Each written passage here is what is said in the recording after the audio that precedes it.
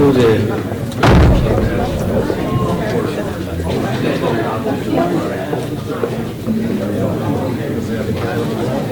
Yeah, he's got a lot. He's got a little maple down there.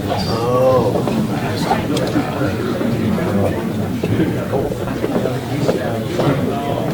Shadow down. I don't know why he thinks the shadow is better going up. Maybe. Just bouncing off the ceiling.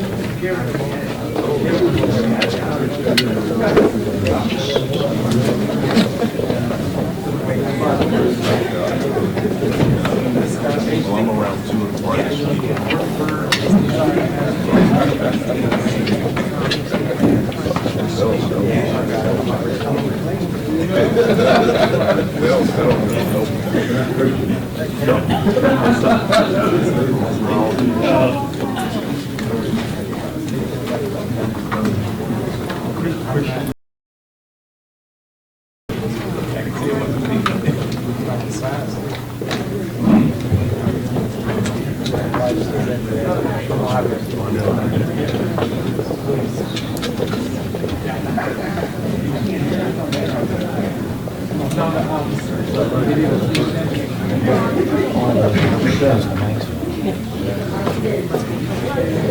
Well, I probably will if I don't know what program. First one started.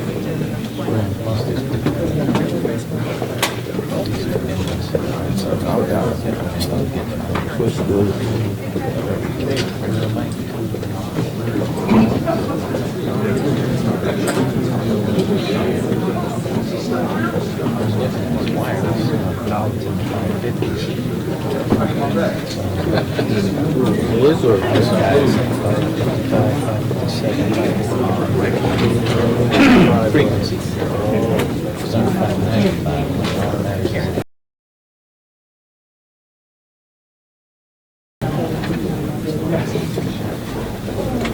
What is that? You saved it just for you? Okay, jump on.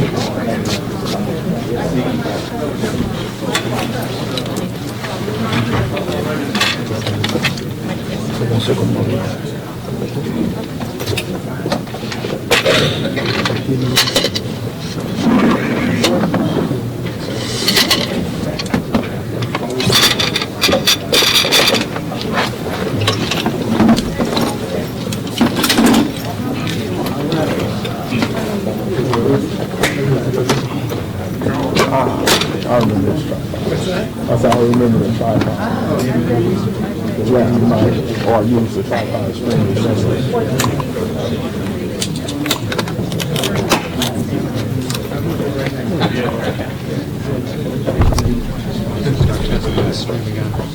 Alright, I'm gonna go put this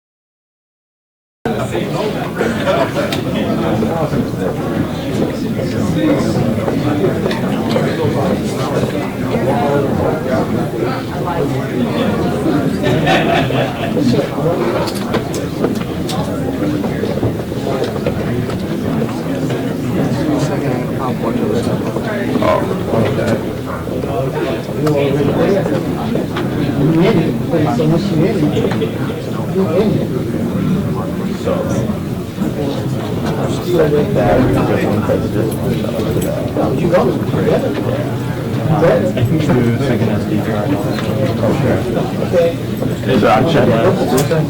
Should be in front. Thanks for coming. It'll be about 10 minutes. This is about Great. I got my five there on Where are you from?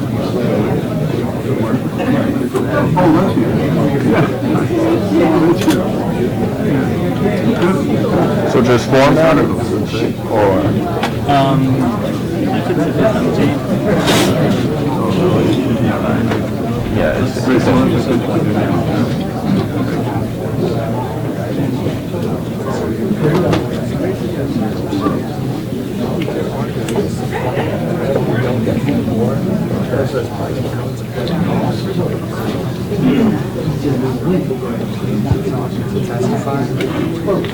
Just a lot of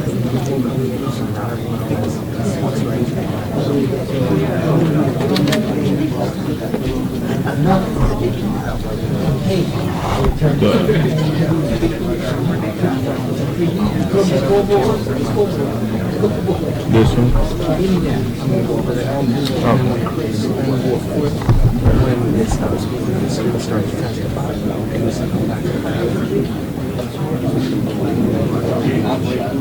Alright. So we gonna move right now? With this? For now, you can just be standing by, and Chris can just let you know where he's getting audio from or not.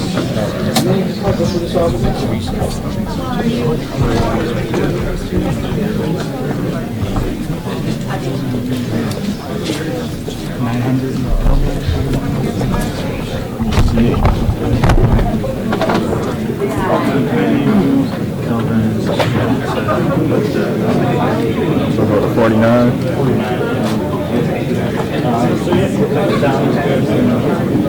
We're getting sound on the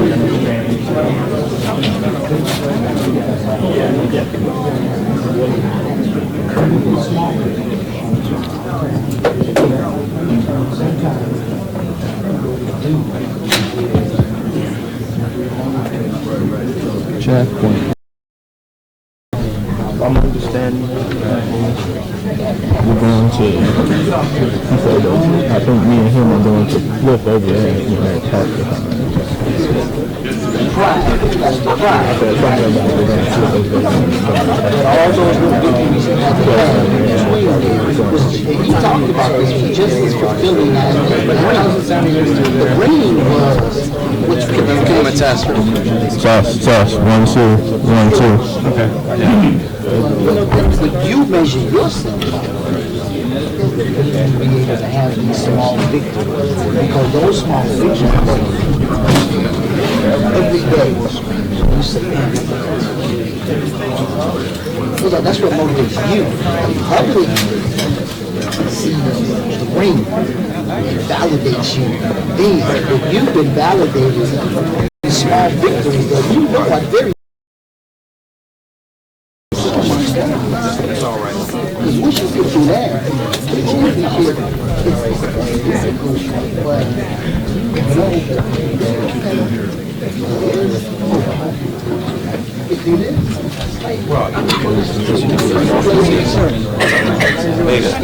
Jake's running.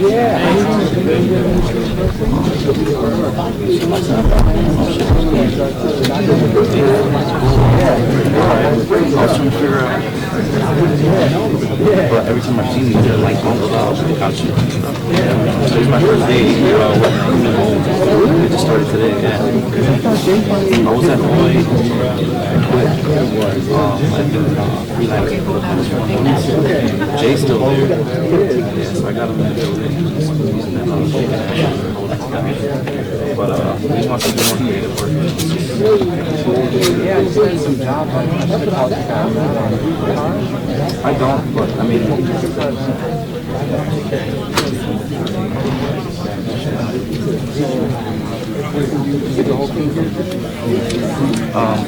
no, I'm shadowing. It's the first day, so yeah.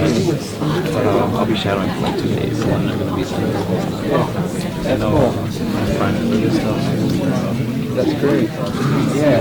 Let's just talk a little more.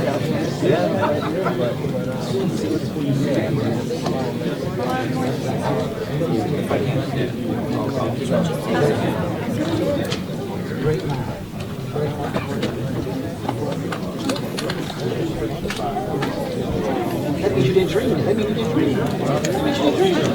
And just the way he wanted to get it, My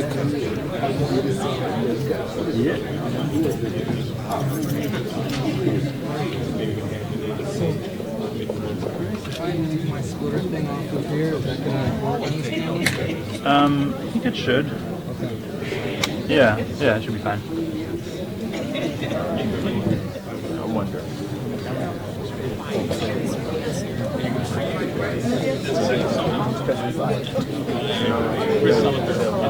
Yeah. Yeah, where do you think he should be set up to be out of the way? Be out of the way, but also. Maybe, yeah. Just go right there. Let's,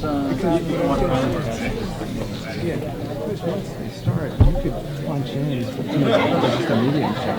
yeah. You know, you should be able to. The point is, you should be able to get rid.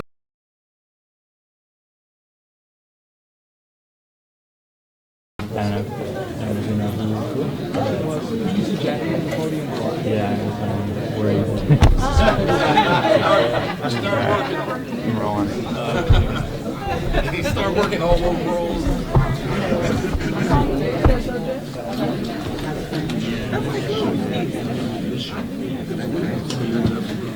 They own the road, you know.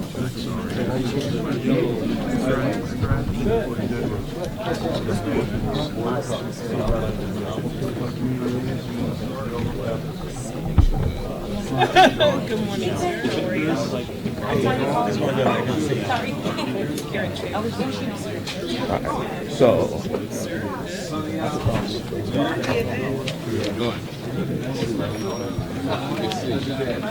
Doing well.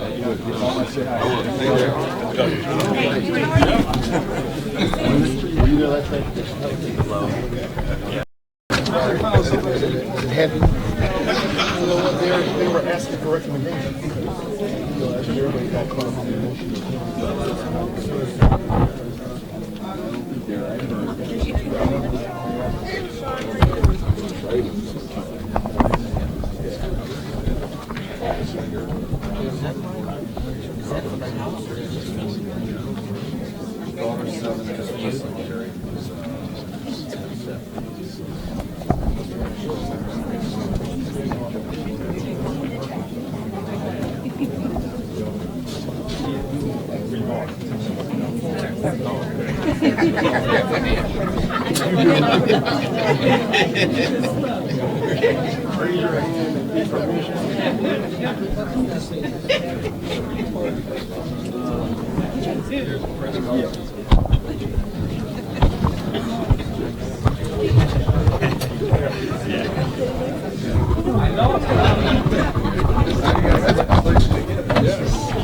Sometimes when you say what you're saying, I guess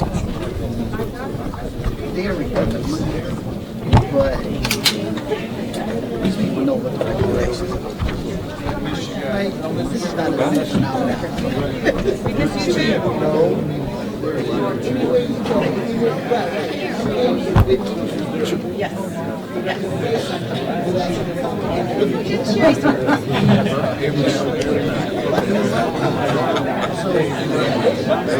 I know, right? This is what makes it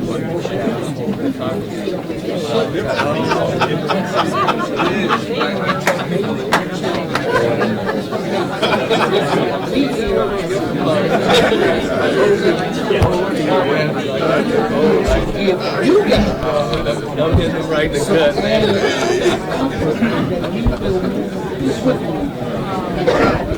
this issue alone. That's why you swear all the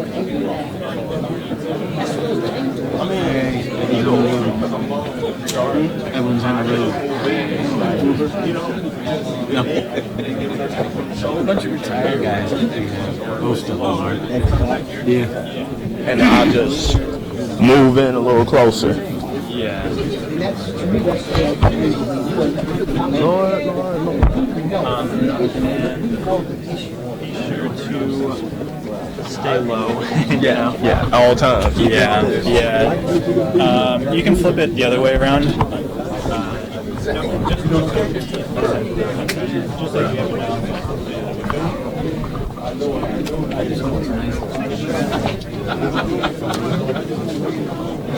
See where I grab my seat.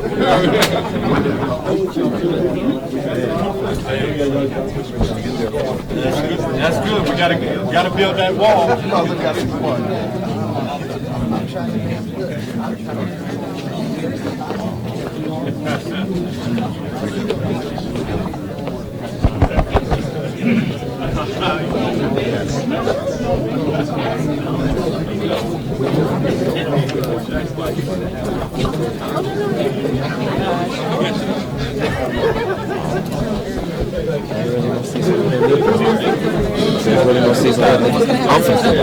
can't sit in front of the cameras. You can't, at least we can't sit in front of the cameras. Is that correct? We can't sit in front of the cameras? I mean, if there's an open seat, you can sit. Oh, okay, I don't know if those are all open. There's coats there, so someone can sit there. One, and then there's a seat in here and there's a seat over here. There's a seat in there.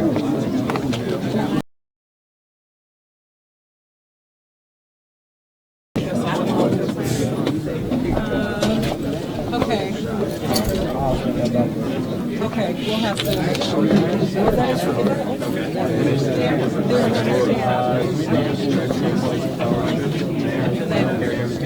There's a standing.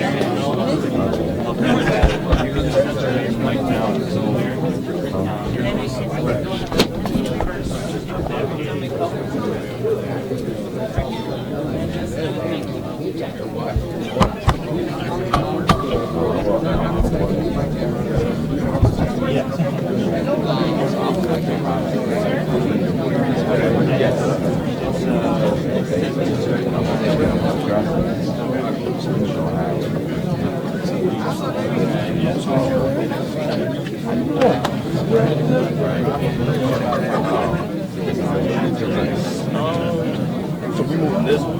Yes.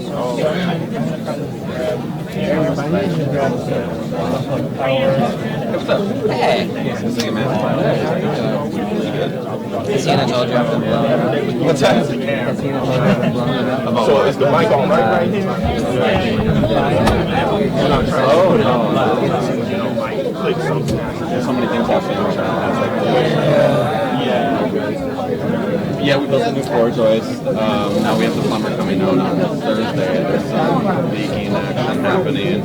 It's in the basement at least. There was a leak up in the second floor. It was kind of trickling down to the walls, so we had to tear out some of our walls and address it. Yeah, a little bit. It was so it's just like, wow, we're being hit up. Right, but I got a new door though. I have to show you this door. It's like I found this cool salvage yard place, and that's gonna be our new front door. It's like so heavy.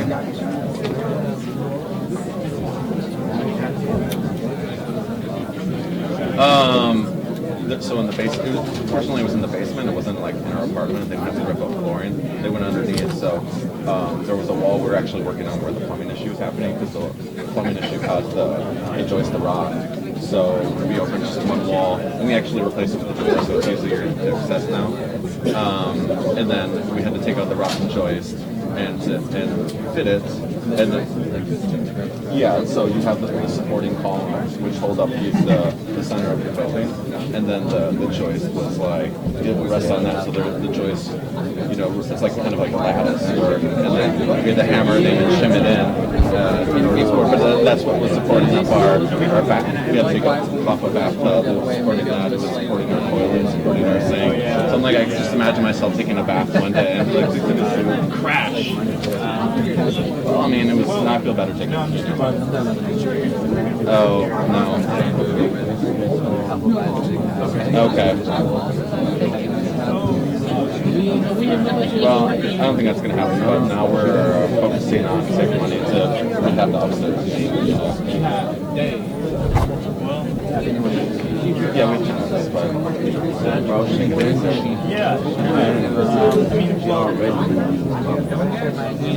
Hold on one second, I'm going to put this down so I don't take it.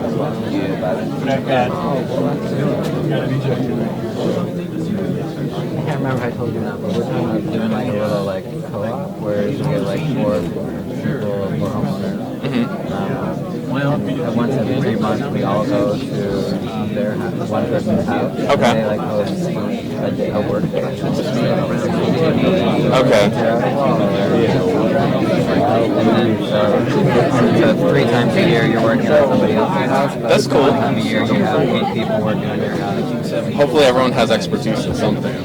Yeah, I mean, you have to be careful about the In floor joist, that's like, you have to, that's, well, I mean, you can do it, but it's like, just make sure, nothing collapses on your head or anything.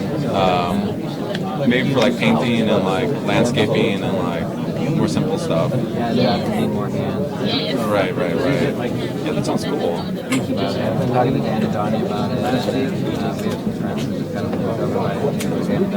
Yeah. They were trying to sell us on getting a 2-flat there for like, like, oh, you should, there's a 2-flat across the street from us, you should get this thing. But, what are you, what kind of work do you want to do at your place? Big project now is we're building a mud room. A mud room? What's that?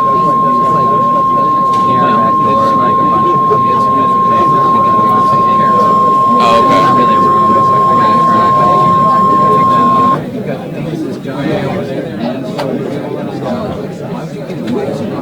Okay. That's cool. Yeah, we're gonna build it out of wood. My new project is I'm gonna strip this door that I showed you down, restain it, and I have to like fit it.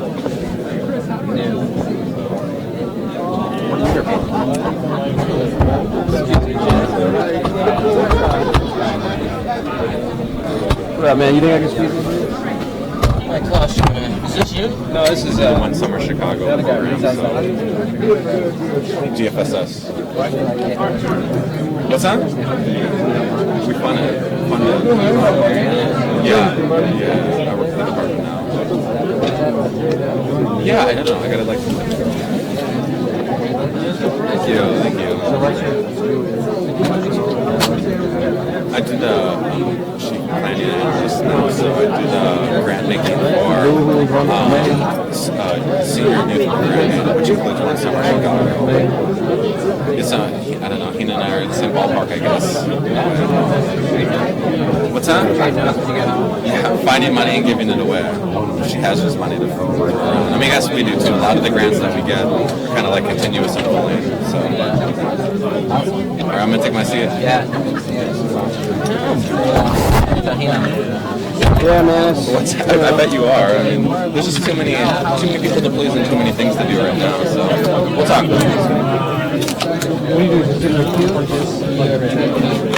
Yeah, I got it. Se bloqueó, no se pudo desbloquear. What did you hook up?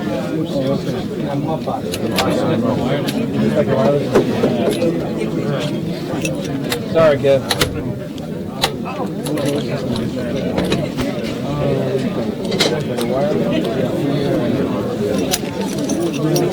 Unless you got enough cable.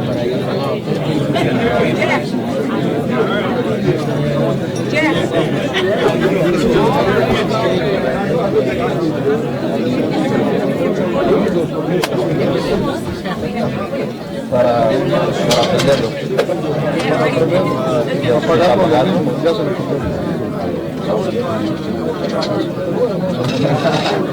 ¿Y lo has aprendido o lo pago?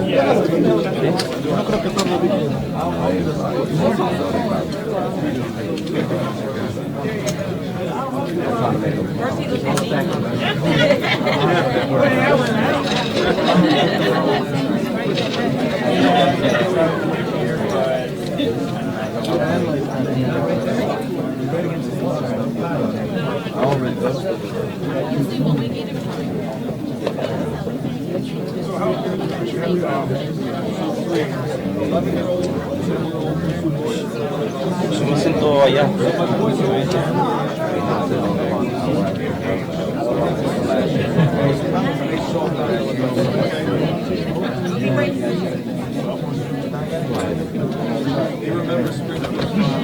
He'd rather be in Springfield.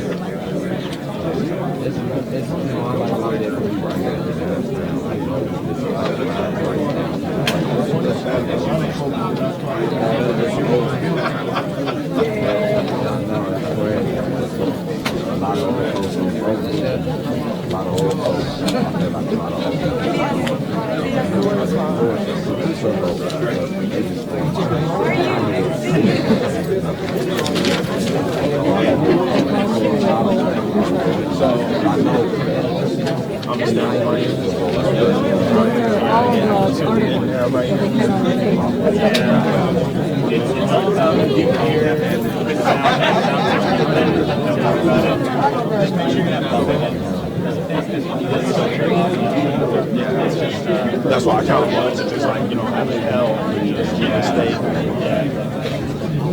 There's people walking past, one little counter, brushed up against them.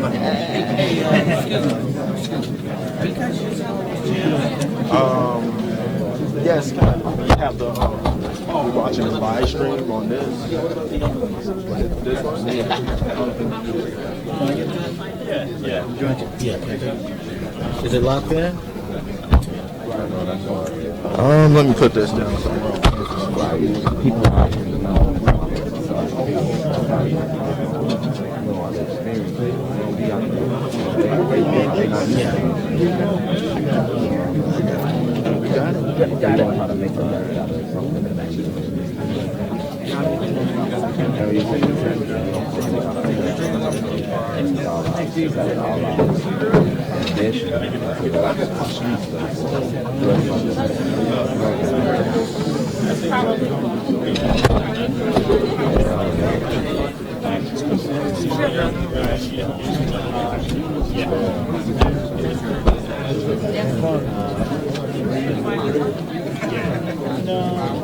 It's not going to.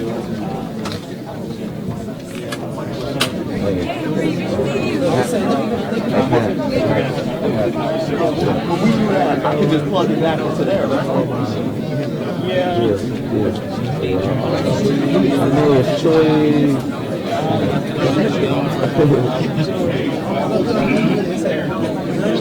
Yeah, I just don't want to.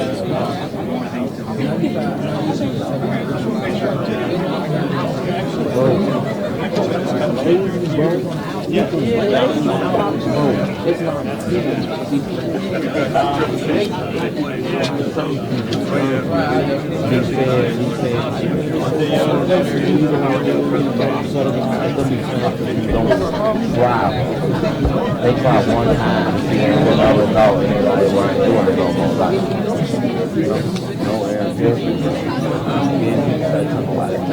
I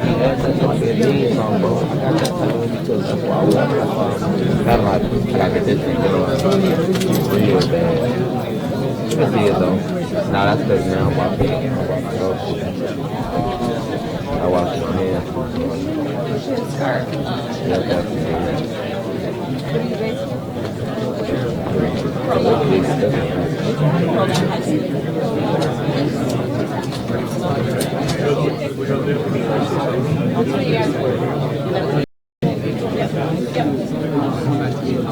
I love it's just like I just love Chicago so much. It's like I haven't experienced everything there yet to leave, you know what I'm saying?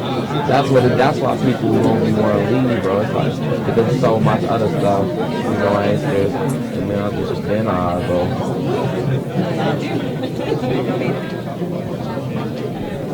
Y'all selling it in the orange juice? Orange juice or something.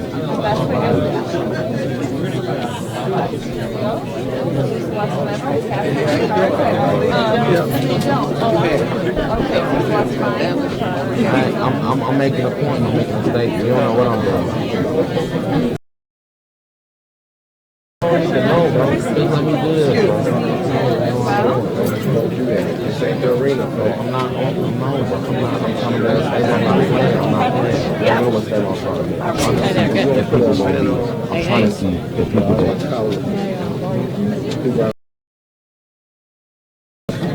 Good,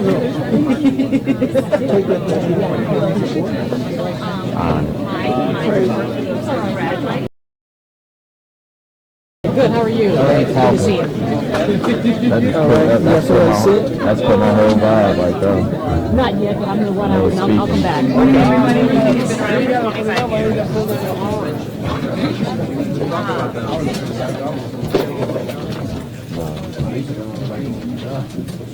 My name is Sherry Runner. I'm the President and CEO of the Chicago Urban League, and welcome this morning as we are pleased to host today's youth employment hearing with our elected officials, our agency partners, our community members, and most importantly, our youth. They're here in force, so let's give them a hand.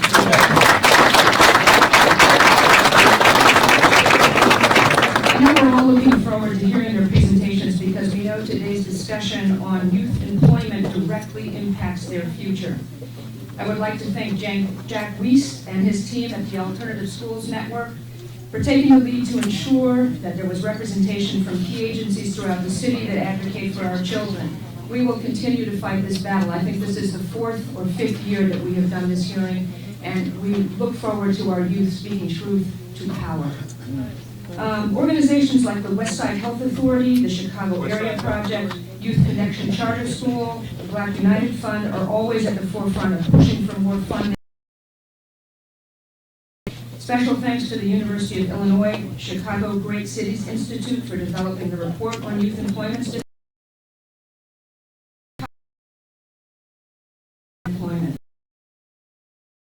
Help change these numbers. It is no secret that securing jobs for youth leads to decreased participation in criminal activity, and many youth depend on these jobs to help support their families. What may start off as a summer job might just help that inquisitive young person determine a future career path. This is not about charity. It is a business imperative.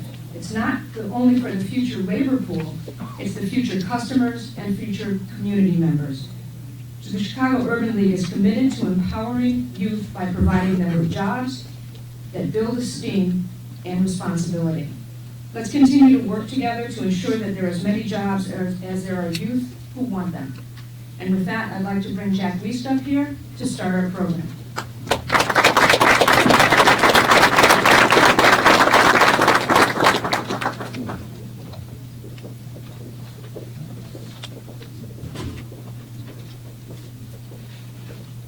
Thanks, Sherry. I'm glad everybody could come. The report is pretty devastating, but it's the reality, it's the real picture. I would like to bring up the program and the schedule is on the front page on your right in the red folders. I want to thank all the elected officials who are here and people from other agencies that are here. It's important. In the past, when we've had these hearings, it's a great chance for young people to say what it's meant for them to have a job, not to have a job, and personalize it for everybody here and the legislators. Last year, the legislators, and particularly Senator Hunter and Senator Lightford and other people in the Black and Latino caucuses pushed for $20 million, which would have employed 12,000 young people across the state. The money passed the House and Senate, but then it was eliminated to the governor. We hope it's going to be resubmitted again. We hope we can convince the governor to fund these programs because, as Sherry said, it's a good investment. It helps reduce crime. It gives the kids something for themselves too, and builds their self-esteem. With that, Jesse, if I could ask you to say a few remarks, and then after that will be Larry Vaughn, and then we'll do a presentation by Teresa Cordova from the Great Cities Institute at the University of Illinois, and then Kelly Hallberg, from the University of Chicago Crime Lab about their survey and study, not a survey, of the One Summer Plus program that's funded through the Chicago Department of Family and Support Services. Jesse.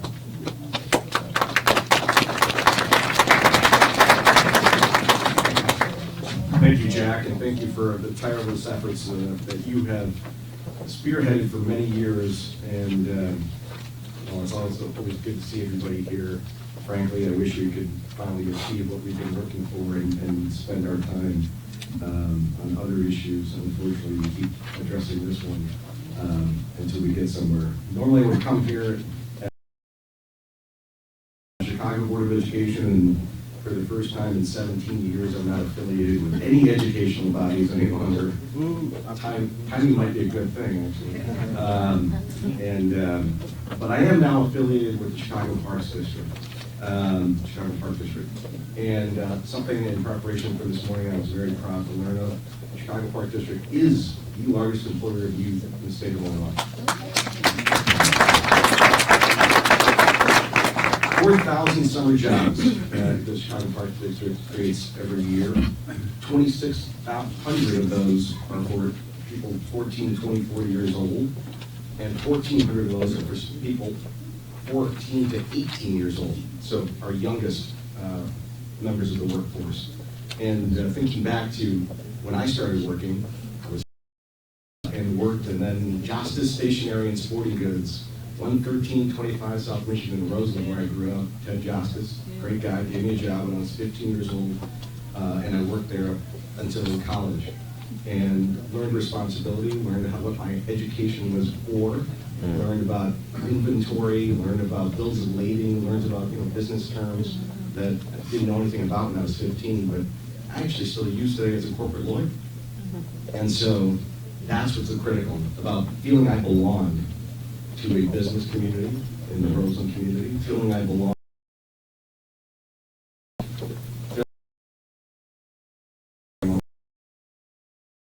Wage was about $3 an hour back then, but it meant a lot to get that weekly envelope with my earnings, and so it's critical. And we see some of the effects today of not having those opportunities for young folks to be engaged, to be a part, to feel valued, and to frankly build those work skills that will carry us through the rest of me. I still draw upon those customer service skills as a corporate lawyer with clients today that Ted Justice taught me in 1979, 1980.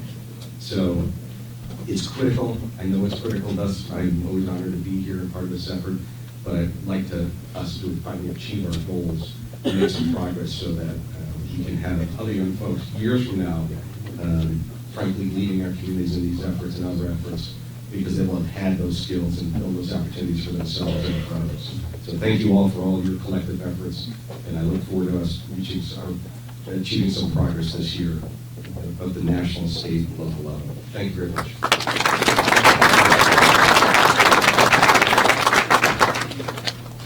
Next, Larry, you want to say a few words? Larry Vaughn from the Youth Connection Charter School.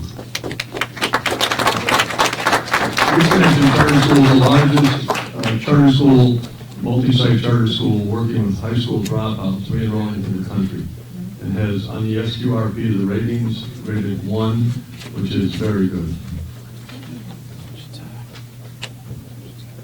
Good morning. Good morning. My director is sorry she couldn't make it today. She's an onso, so she'll send me out to play. Good morning. Most of the students I have seen on our campuses, this discussion has been going on, quite frankly, since 1980 to 2016. As my director worked at Alternative School Network for 19 years, Youth Connection Charter School for 18 years, this issue continues. It is the stabilization of our community. With our youth being involved, the education involved, which makes good citizens. Because all education is good citizen. If there's no foundation within the community, which is employment, which is education, we have what we have today. I had a conversation with someone this morning coming in about crime on crime. Bottom line, as old axiom go, idle hands is the devil's workshop, I know. But employment is what stabilizes our community. I've watched the deterioration of communities from 1980 to the present when I returned to Chicago. That is what we're doing today. And I have seen progress slowly, but it must continue. And hopefully the group that are here today will address that and help the youth which we serve. Have a good day.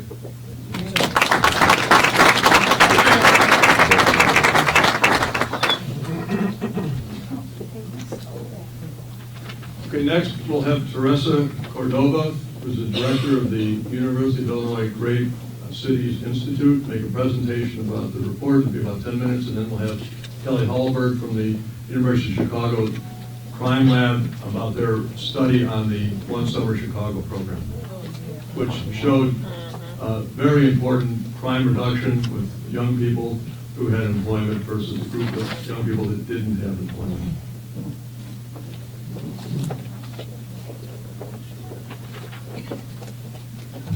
Good morning, everyone. Good morning. Honorable Commissioner, all of you, especially the youth, it's an honor to be here. I wish I were here with better news, better information, but we do want to provide for you the numbers. So first off, let me tell you a little bit about who is Great Cities. We're the University of Illinois Chicago. The point is that we serve UIC's urban mission and its commitment to the city of Chicago. I've come now to all of these hearings, and I've sat intently and listened to young people talk about their conditions around employment and its relationship to what some of the quantitative data to supplement what you all have been telling us. Unfortunately, the news is not good. What we've tried to do here is to bring research to help illuminate some of these issues. I want to also let you know that the report is, first of all, available in your packets, and I encourage all of you to read it. I especially encourage the young people to explore through the charts and the graphics and so on. And it's also going to be available both on ASM's, it is available on ASM's website now, and will be available on at the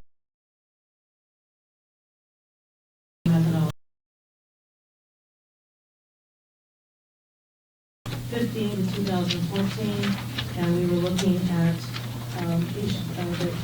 the statistics by race and by age. We compared Chicago to Illinois, to the nation as a whole, and then we also decided to look at Los Angeles and New York to give us a basis of a comparison. Some of the overarching observations that we made is that for young people in Chicago, especially blacks and Latinos, conditions of joblessness are chronic, concentrated, and comparatively worse than every place else in the country. We have low rates of employment, high rates of joblessness, right, that they have declined, gone up, and what we're finding here is that this is persistent over time. We also looked at some figures going back to 1974. We're dealing now with a situation that we characterize as chronic. The other thing that we did is we did some mapping, we did GIS mapping, and we were able to also confirm what we know, which is that the conditions of joblessness and low rates of participation are also concentrated geographically. So that the neighborhoods, for example, that have the highest concentrations of African Americans, for example, have the lowest rates of youth employment and the highest rates of joblessness. Conversely, those neighborhoods that have the largest amount of whites in those neighborhoods have the highest rates of employment and the lowest rates of joblessness. So the second characteristic is that it is concentrated. And then thirdly, when we compared it to all these other places, Chicago was the worst. Whites were the only group that went up, had an increased employment rate from 2005 to 2014 for 20 to 24-year-olds. The biggest drop in employment rates among 16 and 19-year-olds was female Latinas in Chicago, right? Followed by Latinos as a whole. In other words, since 2005, employment for Latino youth is actually dropping, right? Hardest hit was the females drop, but it was the Latinos overall whose employment rates have dropped. When you compare all the national figures, Chicago youth are less likely to be employed. In Chicago, for 16 and 19-year-olds in 2014, for blacks, it was 12.4%, Latinos 15%, and for whites 24%. For 20 to 24-year-olds, the rate for blacks was 41%, the employment rate was only 41%. Right? Across all indicators, in other words, looking at employment, population ratios, looking at joblessness, looking at out of work, out of school, looking at labor force participation rates, black young people fared worse in Chicago. compared to other race, ethnic groups in Chicago, and compared to other blacks across the country. Okay? And when you pull this out, black males are particularly the worst. In Chicago, when we look at the out of work and out of school rates for black 20 to 24-year-olds, check this out, it was more than 6 times higher than it is for whites.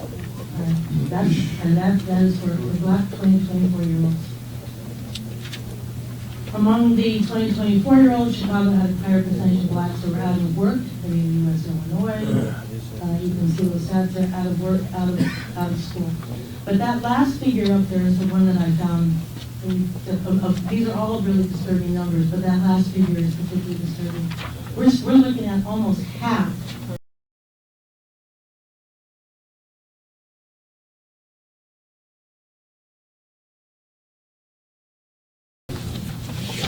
Almost half. Right, that's a pretty disturbing figure. In terms of looking at the geographic distribution, again, in those areas where you had 40 to 60% or 60 to 80% joblessness for jobless individuals, that was consistent with areas that had the highest unemployment. So again, making the point that it's concentrated. And then conversely, for whites, they had the lowest jobless rates. All these charts are in the report. I'm going to flash through them just very quickly. But you can see, just glancing up there, for example, on the right there, you can see those figures of black youth. This is 16 to 19-year-olds from 2005 in relation to the other groups. Okay. This one breaks it down by gender, 16 to 19-year-olds. So here you can see that black males and black females, in terms of it's worse for black males, but it's not so great for black females either. Hispanics are the next lowest group, and whites are certainly higher. But in this chart here, we compare it not only to the United States, but to Illinois.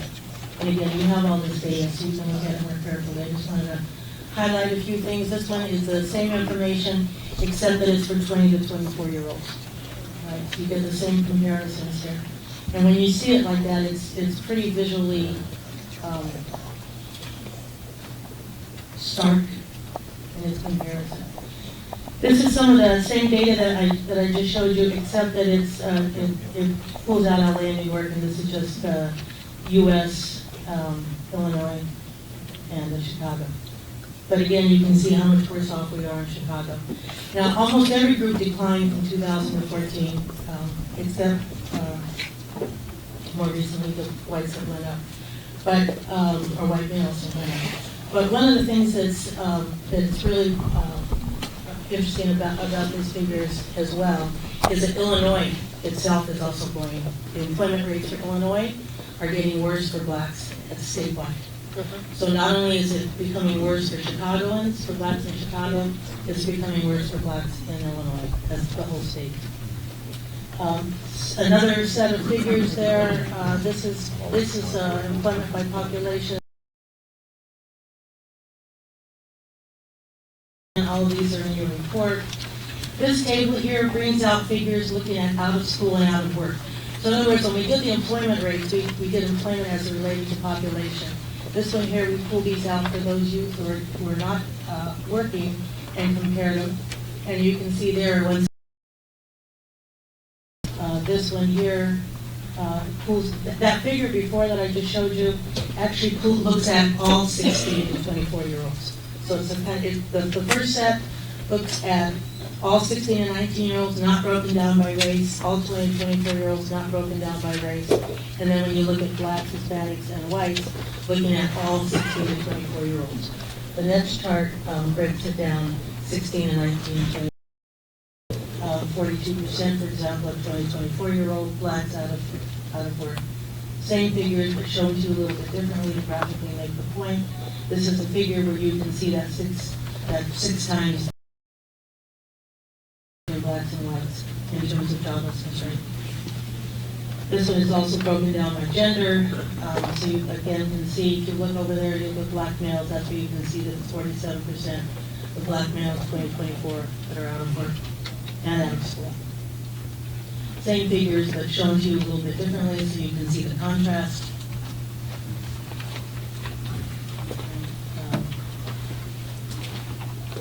And again, so much data. When you look through this report, you'll be able to see there's a lot of data. There's a lot of different things that we could have done with this data. But in order to keep our hearing moving, let me just show you real quickly some of these maps. Some of these maps will show you the concentration of the populations. And then if you keep going, the blue, for example, shows that that whole area has a low percentage of whites in those neighborhoods. Right? But if you keep going, you'll see that the employment rates are percent of jobless individuals. So that the red, you see that the red is a higher percentage of unemployment. Right. So, but the point of these maps is to be able to visually see where there's large concentrations of African Americans, is where 18 and over is where you have large concentrations of joblessness. Right? And you see the same pattern for Hispanics, but just not as dramatically. Right? And then conversely for whites. So some concluding comments. Joblessness, particularly for black males, is most definitely at crisis proportions.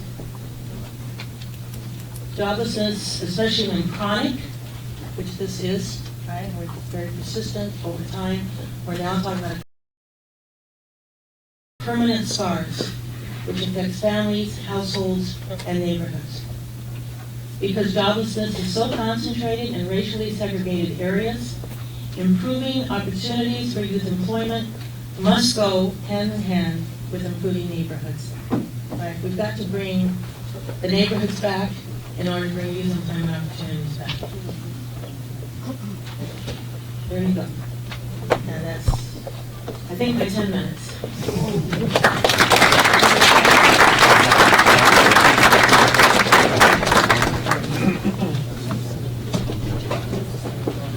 Yeah, I can't thank Teresa enough. This report was put together very quickly, within about a week and a half. And they did a nice layout and a nice presentation. Before we get to Kelly, I'd like to just thank all the officials and people who are here as part of the panel. Cook County Commissioner Richard Boykin, Alderman Walter Burnett, Lisa Morrison Butler, who's the Department of Family and Support Services Commissioner, Alderman George Cardenas, District Director Karen Shavers from the Office of Larry Sutherland, County Commissioner. Is Alderman Willie Cochran here? State Representative Will Davis, State Representative LaShawn Ford, Cook County Commissioner Jesus Garcia. Should we? He texted me earlier. He said he needed to bring some more batteries for his hearing aids. So we'll just turn the sound up to a level 10. State Senator Napoleon Harris, State Representative Lisa Hernandez, State Senator Maddie Hunter, State Senator Kimberly Lightford, State Representative Camille Lilly, Department of Family and Support Services Deputy Commissioner Mary Ellen Mesner, Alderman Harry Osterman, State Representative L.G. Sims, State Representative Cynthia Soto, Alderman Christopher Taliaferro, who in our original thing we had Christian. And he said, well, that'd be a good name too. State Representative Arthur Turner, Audra Wilson, Deputy Chief of Staff for Congresswoman Robin Kelly, Cook County Commissioner Robert Steele, yes, and Alderman Pat Dowell. Did I miss anybody? Okay, good. We'll bring Kelly Hallberg up. She'll make a presentation of the University of Chicago's One Summer Chicago study. And I just have to say, I'm glad that Donald Trump has announced an employment program of 1 for Sarah Palin.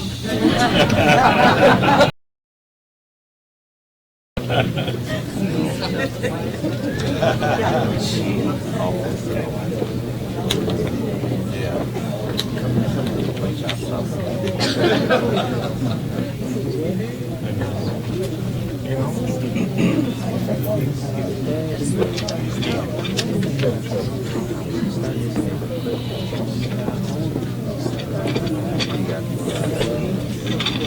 morning. Thank you for having me here. I'd like to talk today about some work that we've done jointly with the Department of Family and Support Services. And I sort of wanted to start with this quotation that I think many of us have heard. Nothing stops a bullet like a job. I think this idea is pretty intuitive to a lot of people in this room. It seems like there's a lot of reasons that jobs might be a very good way to prevent violence in our communities. Jobs give youth something productive to do with their time, provides income.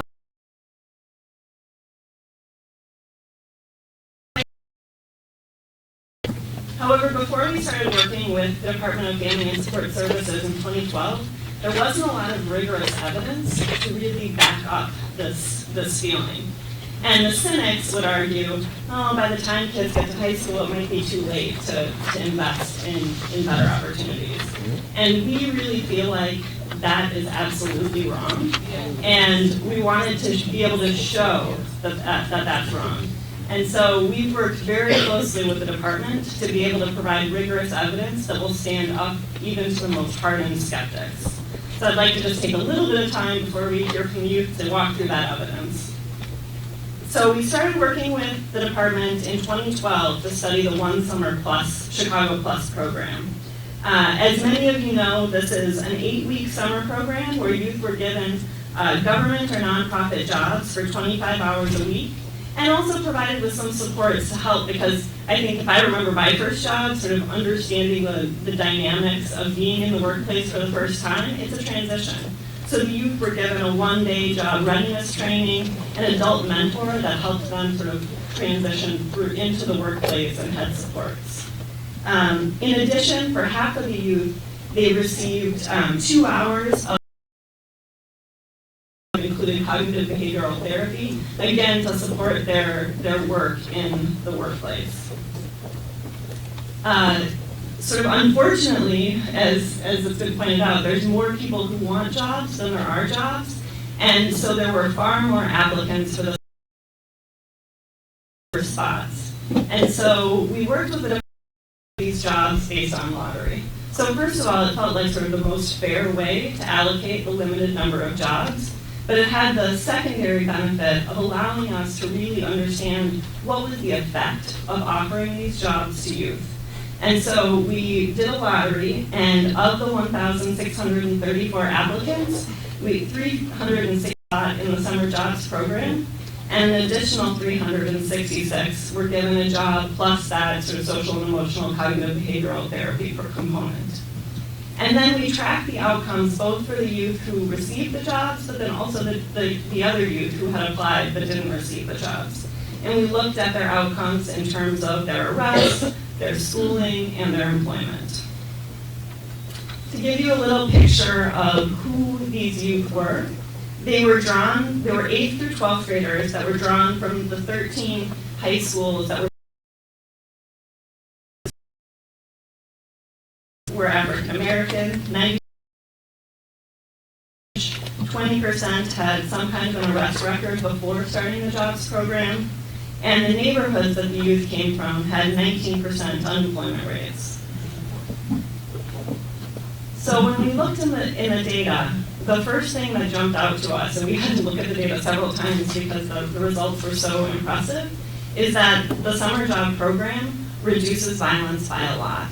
So for the young people in the program, there was a 43% reduction in violent crime arrests. And one of the questions that people asked us, so we think like this alone is kind of a big deal, but one thing that people asked us were like, oh, well, does it, is that just during the summer? Is it just when the youth are in their jobs, and once the job's over, it's a short program, when the jobs are over, do these effects disappear? The exciting thing, this is sort of a nerdy graph, but the takeaway from the graph, I think, is very exciting.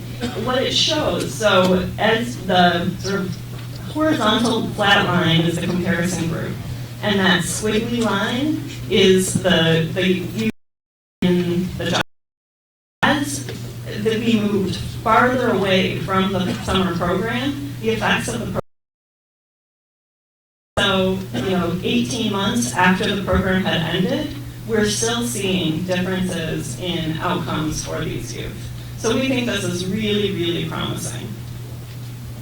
This study garnered some national attention for the city, and it was, got some headlines and some attention. And that, in turn, led to some resources to come into the program. So there's been philanthropic support for the program as a result of this strong evidence, and that has included Magic Johnson being involved with the program. With this additional funding, we were able to serve 2,000, the Department of Family and Support Services, were able to serve 2,000 additional disadvantaged youth in 2015, 3,000 youth in 2016, and 4,000 in 2017. We continue to work with the department. I think the presentation before me really highlights that these results we find to be really exciting, but there's a lot of work to be done. And so we continue to work with the department to try and understand the most effective way to structure the program so that we're getting the biggest bang for our buck for every job for the youth. But also trying to think about what do we do after the summer and what do we do after this period to make these results even bigger and more sustainable for more youth in Chicago. Thank you.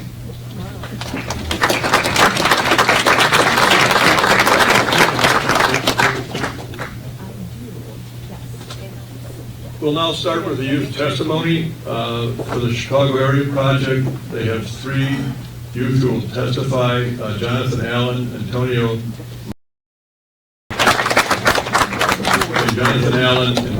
Monix, and David Ellen. Each will testify for approximately 2 minutes on their experience with jobs or joblessness.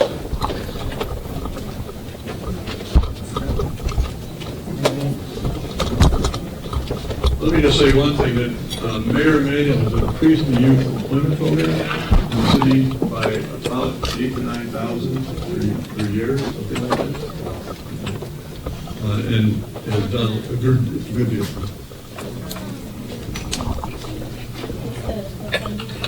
I mean the numbers, about 8,000 or 9,000 more young people employed since the beginning, yeah. 2 things, there used to be a summer jobs program that ended in the year 2000. It used to employ over 675,000 low-income youth across the country, and there was approximately 25,000 to 30,000 in the city. There was, again, I said state money. We hope that will be restored. And 2 other things. Bernie Sanders is running for the Democratic presidential nomination, has allocated and talked about black youth joblessness at 50% and allocated in his policy platform $5.5 billion, which would be $4 billion for jobs and $1.5 billion for training.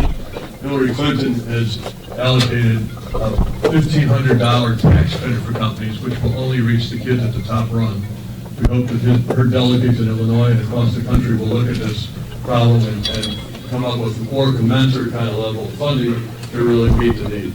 Okay, we'll start with Jonathan Allen, a student from the Black United Fund, then someone from Westside Health Authority. Okay. Good morning. My name is Jonathan Allen. I'm 24 years old. I had a summer job with Chicago Area Project the summer of 2014, which is 2 years ago, which is kind of funny to me because that means it should be another young black man right here speaking because he should have worked the summer of 2015 with them, but he couldn't. So, I'm right here speaking. And I really don't really have too many, numbers to say or nothing because we all here educated, conscious.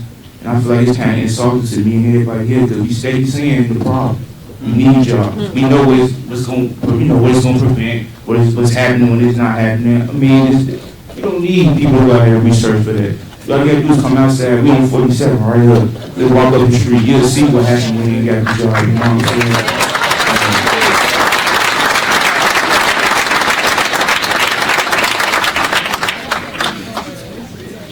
I just want to ask, what can I do personally as a youth to get the job? Because speaking every year so far, I ain't doing it.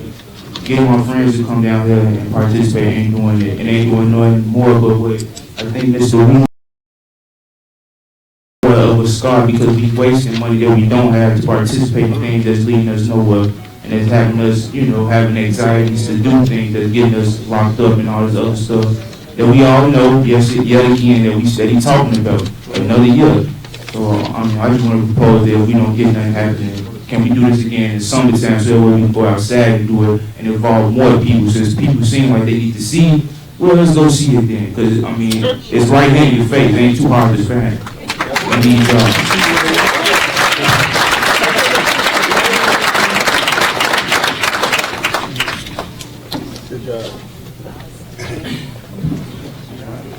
First and foremost, I do want to take the time to look at everybody in the eye, just so, you know, we real people, like my brother said, you know, we real people, we got real lives, you know what I'm saying? Like he said, our real lives is not that far of this area that we're in right now.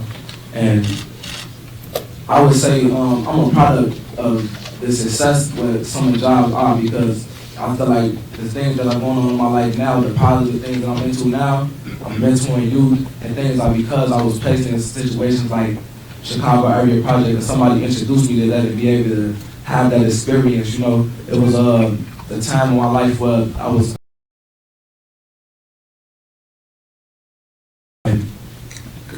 being able to be a part of a program like Chicago area project really grabbed me, and it taught me so much. I became the chairman of the youth board. I got to be able to I got to learn so many things, be a documentarian. And then there'll be the other opportunities, and there'll be the mentorships that I got to have from Mr. Williams, the different people in the office, getting experience so that I can take on other jobs. That allowed me to introduce me to programs like Europe and Youth as Resources. It really gave me so much for me to be able to take to my community. And then it's like my brother said, it's sad because sometimes like I see people in my community that they want to do better for themselves, but they like, only way I can do better for myself is make something happen for me. I have several brothers that tell me like, man, like I hear you saying like I should take the positive route, but what I'm gonna do, man? I got a daughter, man. I got kids to feed, man. So it's like I'm really showing, like I'm really saying that these jobs, I'm a product of how good a job can be, because there's so many people out here that don't have the jobs and they get into the wrong things.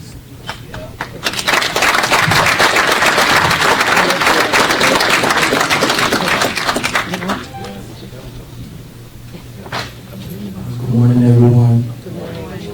My name is David Elam. I'm 25 years old. I reside from the West Garfield Park community. First and foremost, I want to give thanks to the distinct panel. It's an honor to sit here again in front of you and tell you about my experience with summer jobs. Summer jobs to me are very distinct and they're very important. Like my brother Antonio said, I am too a product of summer job and the success that it has had on my life. I've been involved with Chicago Area Project for 6 years. My journey with Chicago Area Project began back in 2010 when my life was heading down a path of tremendous destruction. I, at the time, was expecting a child. I, at the time, was very negative, very destructive in the West Garfield Park neighborhood. I came from one of the biggest street gangs on the west side of Chicago, and I really didn't know where my life was headed. I mean, I didn't have a job.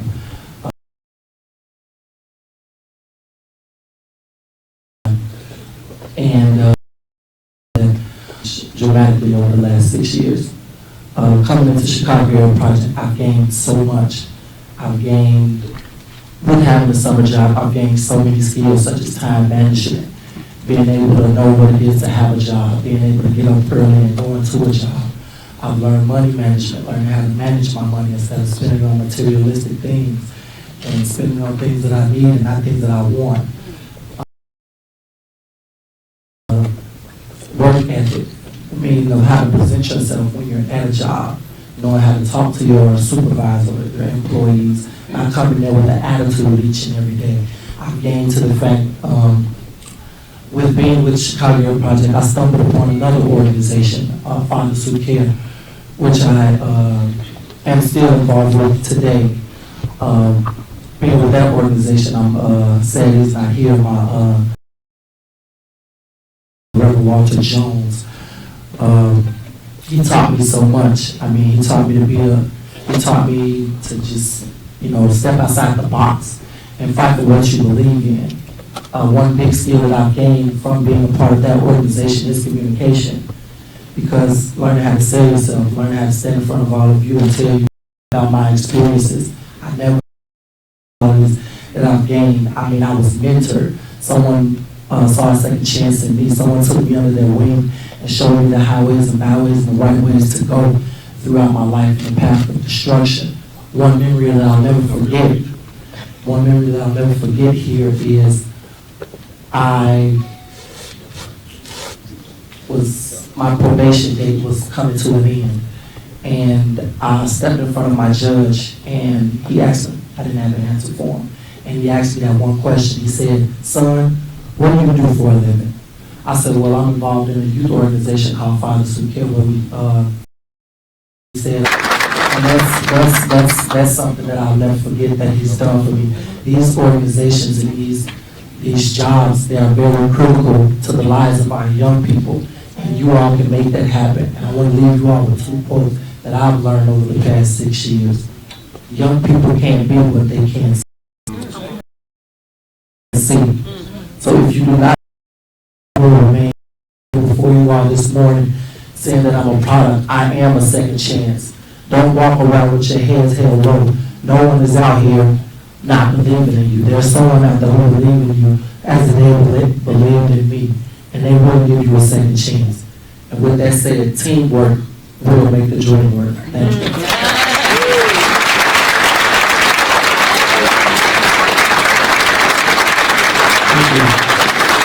We'll have 2 students from the Chicago Rotary, Cameron Irving and Carl Landon.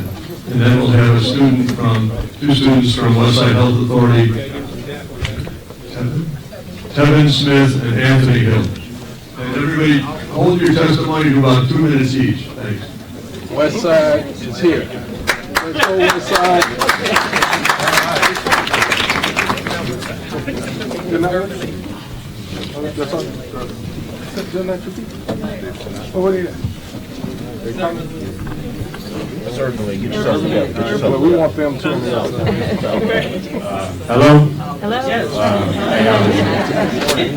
I am 16 years old, and I attend Nomad Vocational Career Academy up the street. My name is Carl Blanton. I would first like to give gratitude to my mentor, Nicholas Horn, and Kermit Collins, who is involved in the Workforce Development Center. I worked at Paul G. Stewart, which was, I had to mentor young children at the age from 17 to 12, I believe. And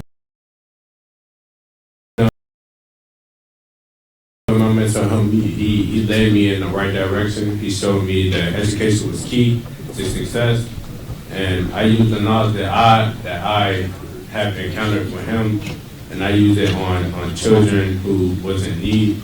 I believe that mentoring is a big stage in a young person's life, and I feel that everyone needs that leadership in their life. The fact that he had on me, I wanted to put out on the other children. So I would like to thank the Workforce Development for putting me in that situation to help the children. One thing that I definitely said I gathered from the workforce development was patience, because I work with kids, and so I work with them, and I just wanted to lead them in the right direction and show them that violence wasn't the key, and give them, like, I tried to just basically, the working force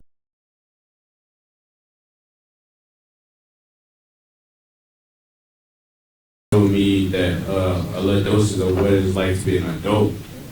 I was able to work and get a steady pay, and that was really a blessing, because there's nothing really out here besides negativity.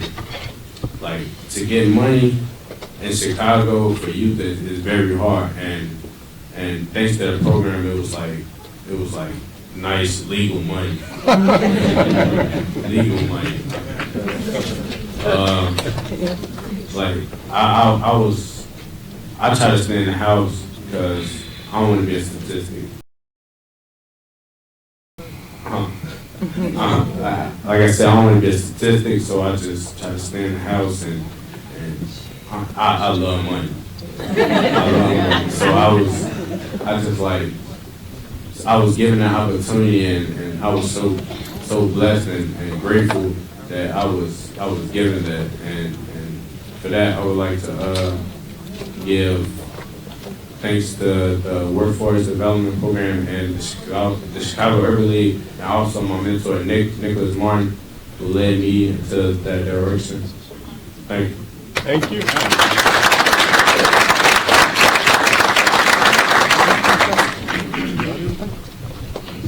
Hello.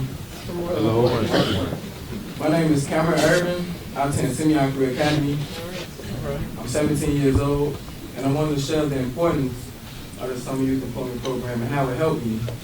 It benefited me. It gave me an experience that showed me the greater things in life. Gave me a feeling that I could become more. I could become somebody that matters. Somebody that my own family told me that I couldn't be. And without it, I don't know where I would be. I probably would be where people think a kid like me would end up anyway, just because of where I live. But I refuse to let somebody dictate my future.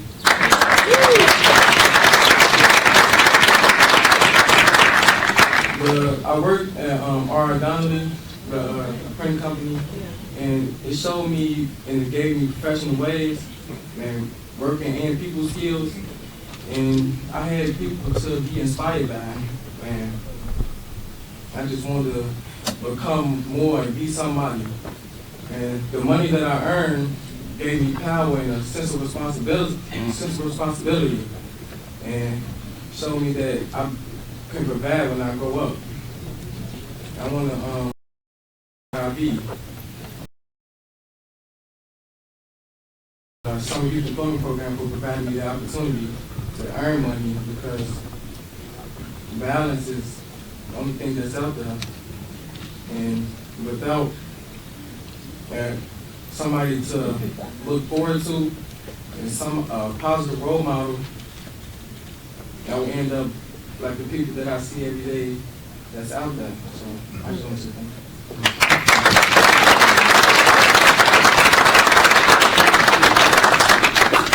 you. Good job. Thank you. Two students from Westside Health Authority, Kevin Smith and Anthony Hill.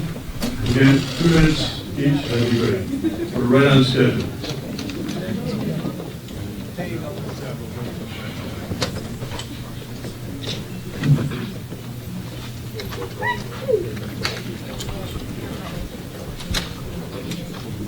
How's everybody doing today? My name is Kevin Smith. I'm 20 years old, and I'm part of the Westside Health Authority. I started off as a regular mentee, grew up to a youth ambassador, now I'm a junior mentor. Employment for throughout the year, because even though the summer is good, you know, that what about the winter is cold? People have kids, they got stuff to take care of, you know, and it's hard out here for us just being black men. I can walk out the door right now and not make it even to see my mom again. And it's tough, it's hard, it's crazy that it's even happening like that. Well, I feel that in this life, violence and negativity is what comes first. And you always have to push forward to positivity. Like, it's never always in your face. But with the Westside Health Authority, I always had positive people in my face telling me what good to do, make sure you stay in school, you feel me? Don't get in a lot of trouble. But of course, everybody tells you that, but it's up for you to listen to it. And this thing, and excuse me, I'm kind of letting nervous. You're talking to family. Don't be nervous. It's just, I'm on a hot seat, ain't it?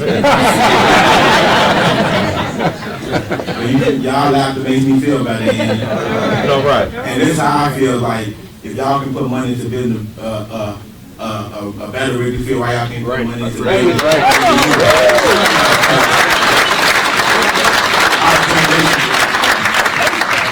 the society said our generation is the way it is, but our generation can never grow up. The former generation can teach us what we need to be taught. So you just can't blame us, you gotta blame them too. My point in coming here and talking to you all is not to make y'all do anything, just to look your minds like, hey, I'm 20 years old, I've never been incarcerated, I've been doing good, but me doing good, I have no money, I have no job, and me being the man of the house, and I lost my father last year, I have a 16-year-old sister to take care of, and the street's not gonna let me take care of that. I might make the money, but violence comes with that. I could be making money, and then you feel me. Now my sister don't have a father or her brother, and bringing youth employment throughout the year, it will prevent that. Everyone wants drugs and violence to prevent. Will get us off these streets and get us in these work clothes and let us work, and then you will see the change.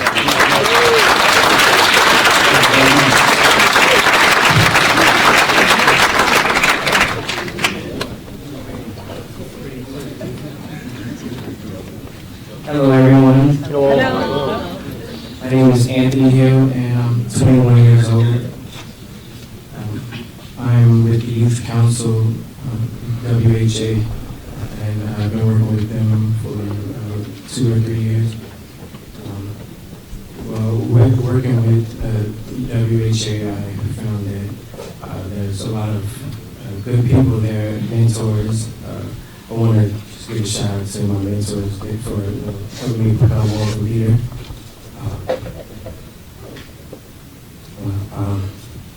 I see that a lot of the youth are concerned with having jobs and making money, and we're working with the West Side. Take your time, my brother. I just want to say that the youth are influenced by a lot of things, and the West Side, they helped me realize that I can change that, by influencing you to be positive and working to better themselves instead of what's offered to them on the street corners and through social media. It's really feeding the youth a lot of negative things. My leadership, my mentors, they made me realize that I have a gift of reaching the youth, and I just want to thank them so much for having me realize that. Well, we're working with the program. I've slowly but surely progressed. I worked at the Cheesecake Factory just recently, and me and my guys from the neighborhood, we were able to, at the Cheesecake Factory we worked at is in Oakbrook, in Schaumburg, I'm sorry. And it's kind of far from home, but thanks to our leadership, they were able to give us, I guess, the leadership skills to get there on time and, with good work ethics. And I just want to say thanks again.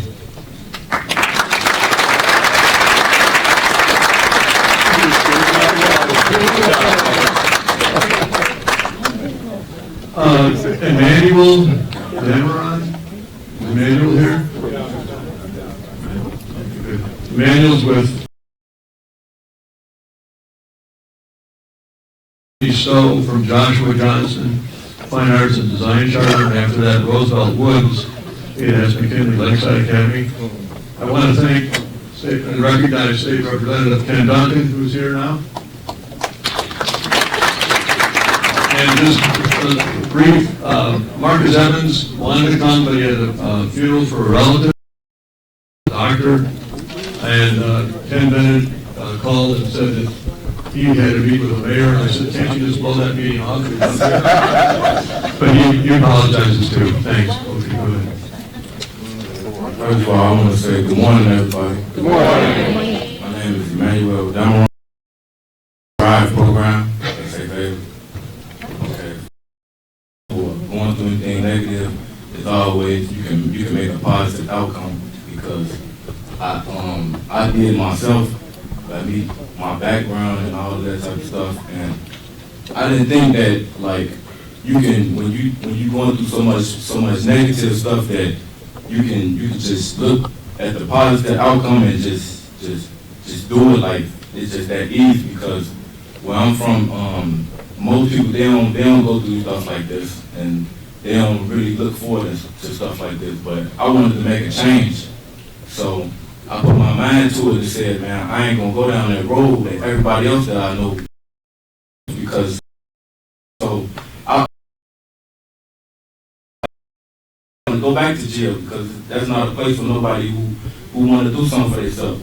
So I did the Strive program was like 2 weeks, and it basically like it showed you the steps to getting a better job and showing you how to do an interview and stuff like that because I never been to a real interview and they showed me I never knew it was gonna be. It was real helpful to me because my mother she referred. I wasn't really feeling it because you had to dress up and all that type of stuff, but it worked out for the better for me, and I feel like I became a better person through the Strive program. And I just want to tell every young black man that you can always just do better, man. It's more to the street stuff and just trying to be out here living this social media life and all that type of stuff because young people really need jobs out here because the stuff that's going on in the news, I don't even want to watch the news like that no more because it's just crazy because I'll be like, man, it's people that can do better if they just put their mind to it, and I'll be like, man, I'm changing for myself because I really want to change, and I feel like I have been working in the progress to do that. So you just got to have a positive mindset to what you want to do and just keep your mind to it. And I feel like I got to continue to go back to school to get my education, and I'm working on that right now.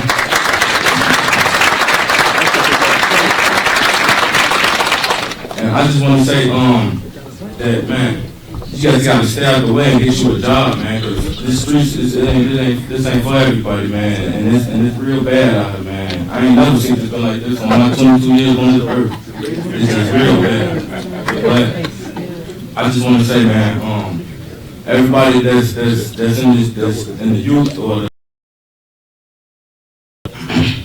the best way, man, is just get a job, man. And we need these jobs out here, man, because it's real bad out here. And I just want to just pray for everybody that's going through this struggle right now, you know, because I ain't never been through no type of stuff like this. And I just try to stay out of the way and just keep my mind focused and just try to work. And I'm finna get back in school, and I ain't trying to get into the street stuff no more. I'm just trying to stay out the way because I ain't trying to be another victim or just be on the news. Because once you become that, everybody gonna forget about you. When you can just when you going to work and just going to school and just try to be somebody, trying to make a name for yourself, man.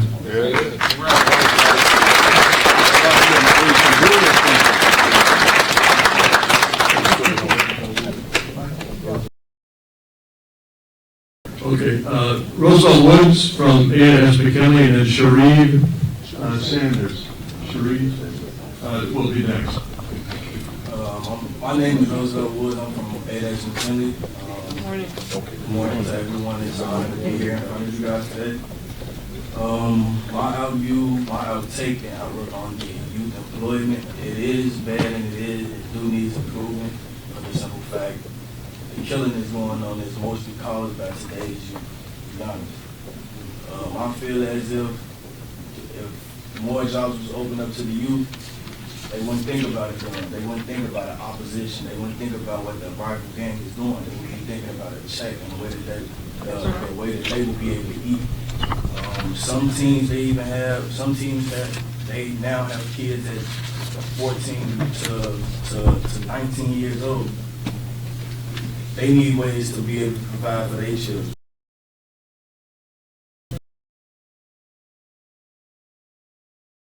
that's actually going to lend a hand and that's going to help and put forth the effort to help the Chicago youth and the black community. The numbers and statistically prove itself. When they had one summer program, the violent rate decreased. As soon as it left, it rose again. Why? Because more people the teams we have to result in different things such as drug dealing. And when drug dealing comes, that's when people that are trying to take your money, and that's when you got to defend yourself. Also, robbers, also home invasions, different things like that, so they can try to get money to provide for themselves and their family. I'm in a program with Youth Advocate Program in Chicago. The program may help me in a way of and do better things, and to actually see the brighter side of life than to stand on the block of four corners. The mentor program is teaching me how to minor things. If we had more programs like that, as far as with the school systems, I feel as if it would be less violence going on, more youth employment. Also, the employment that goes off of youth. Can't nobody get a job for you but you. You have to put forth that effort. You have to show that you're willing and you want to work for somebody to employ you. So that's my outlook. That's how I feel.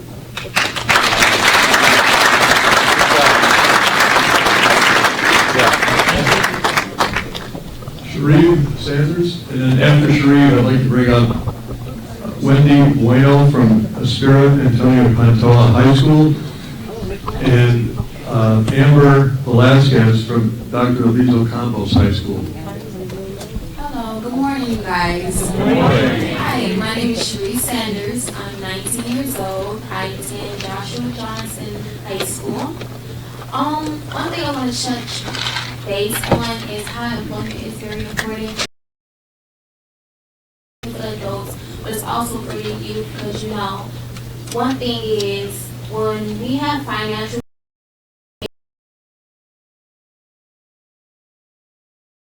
want to live check by check by the government every month, every year and stuff. I feel like it's important. If you put yourself, when you see a child that's 16 older putting themselves out there to get that type of employment or trying to reach out there to make a difference, then you need to accept it. Because at the end of the day, I feel like it's a lot of pride and a lot of ego when it comes to employment, finances, with youth. And I feel like us as youth, we can actually make a difference. We're the only one that can make a difference, because if we put ourselves in this predicament where we at right now, I know this period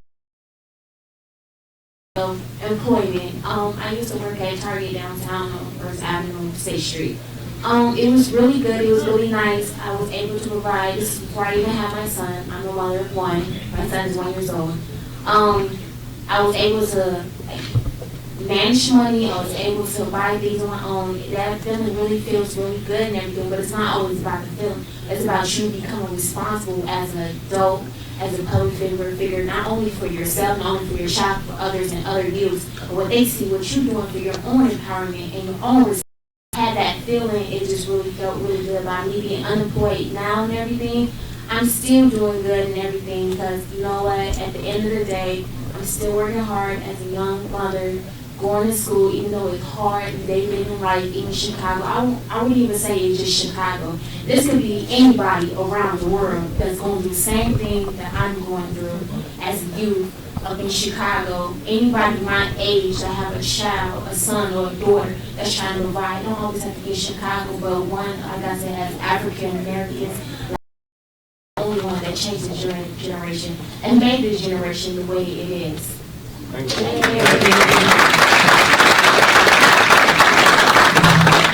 Good morning. My name is Wendy Bueno, and I come from Aspira Antonio Pantoja. I am 19 years old, and good morning as well. I would just like to start off with the quote that was said before: nothing stops a bullet like a job. What jobs? What opportunities do we have as young adults? It's been really hard for me to find a job. It took me about my job, I asked a friend, and that friend asked a person, and that person asked the store manager, and that's the way that I had to find my job. And I feel that as a Latina, it's way harder. It's harder for us because, we have to step up to be stronger and prove yourself to be as strong as we are. The woman who's next to me, as a single mother, it's a struggle. It's a big struggle to be a provider for that child, especially if you're a father by the side. As well, to my advisors, a great change for me. It's helped me. I've become a better person. I've become more responsible. I've learned how to do time management, how to do money. Old school, they wouldn't give us the attention that this school gives us, and it is such a blessing to have these people who are willing to give you that opportunity, who are willing to give you the time and their personal time, to help us out and help us become better people. I'm in a program called Youth Build. It's a construction program. And as me and my friend Diamond, who's sitting over there, we are one of the 3 females who are in that class out of 18 males. So we are taking this, and it's a certification that we get for construction in the future. But what future jobs, are we going to get as females and as males? We don't know if those jobs are secure and are there for us after this. Thank you. Thank you.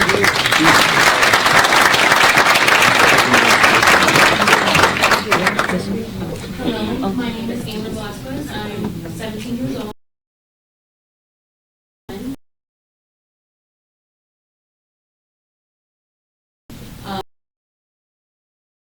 Being a single mother is very hard. My mother was a single mother, and my aunt was a single mother, so I know the struggle, even though in my place I'm not a single mother. I come from Dr. Pedro Albizu Campos High School. It's my first year here, and I'm an early graduate, so I'm looking towards college, and going to be a college student, I know that it's very hard to get the money that you need.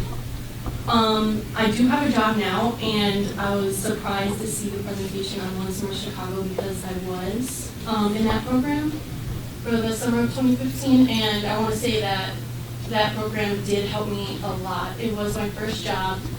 I got to meet a lot of teens that were my age and connected with a lot of people. My mentor, Kendall Williams, he was an amazing, amazing person. He taught me a lot of things, how to speak with other teens because I was very, very shy. And he helped me a lot, and not only him, but a lot of other mentors, a lot of other teens did help me. And that job helped me find a job that I'm working with now.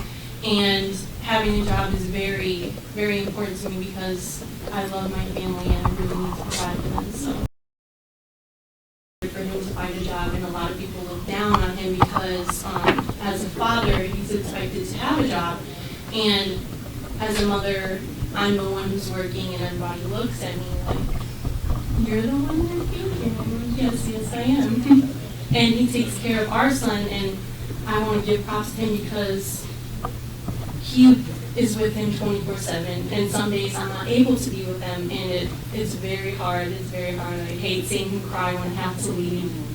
And I just want to say that the jobs that are given to us are very, very important.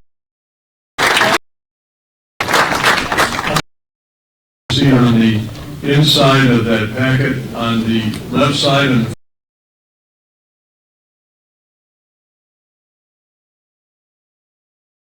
for jobs for summer and year-round. Good morning. Good morning. I want to just thank all these youth for their powerful testimonies. And, as you can see from the report that was delivered earlier, that we are indeed in a crisis.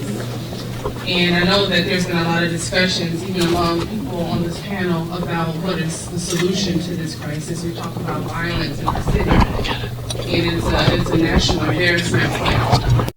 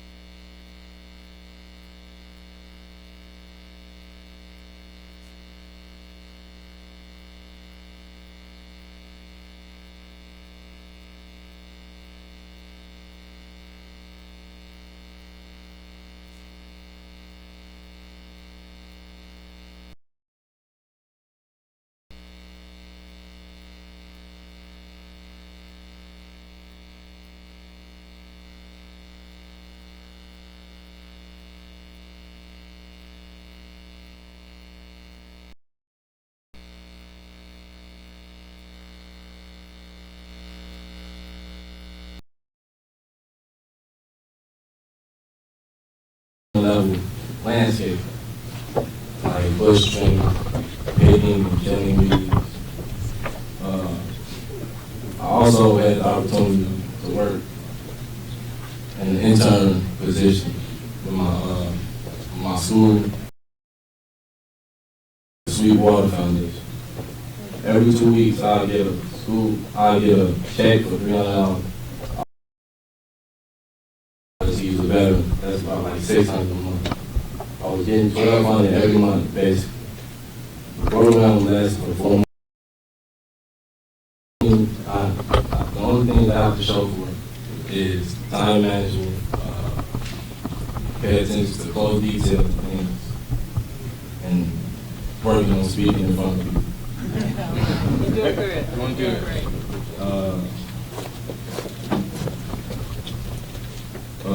And another thing is providing a roof over my head. My mom hasn't been working since September, and which I started the program. I've been paying the bills while she's been looking for a job.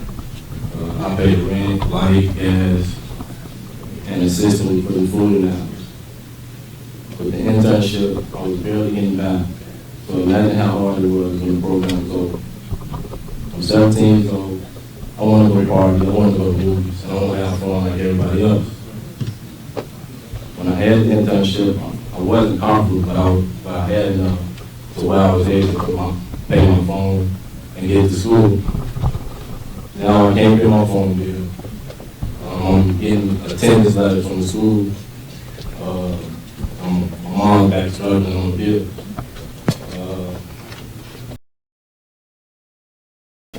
I'm not really looking for sympathy or nothing, but it's just my reality and I'm dealing with it. I understand for some people in a situation like mine, never had a job but don't have a job. I know exactly how those people feel. And I never expected me to be going through it because I see on the news about job unemployment, things like that. I never expected me to go through it. It never affected me personally until now. It's hard. I know it's hard. That's why I think you guys should give us youth jobs.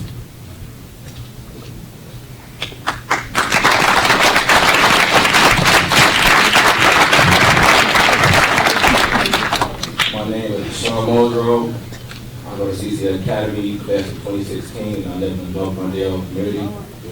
Where I'm from, like, joblessness is hard because I depend on my mom and my dad to give me money, and when they don't have any money, what do? I have nothing else. I go through my days, no money in my pocket. So I've been looking for a job since summer, and I still have. I've been trying to find a job and stuff, so it's been hard. My mom, she can't walk, so I've been with my grandma, and it's hard.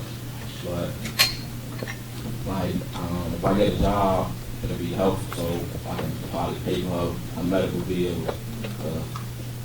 She can't do nothing for herself.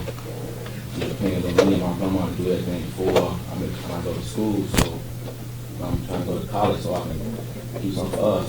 But without a job, it's just hard. And in my community, ain't nobody got no job. It's just death all around us. I don't want to be a statistic. I want to do something in my life so I can grow up and have a kid and have my mom be proud of me.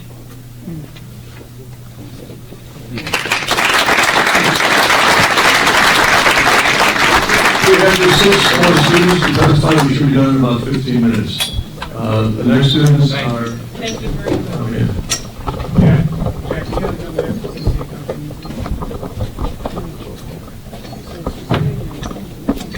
The next students, Devontae Perry from Association House High School, Kiara Corinne from Prologue Early College, and Elante Watson from Academy.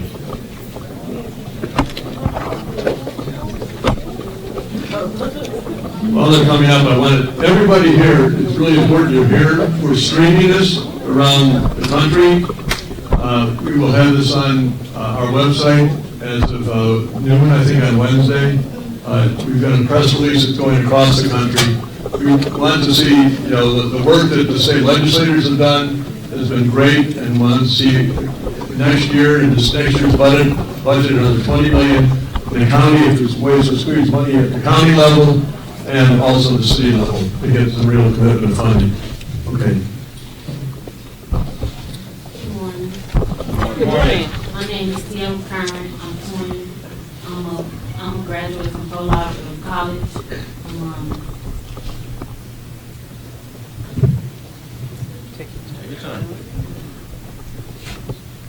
It's hard because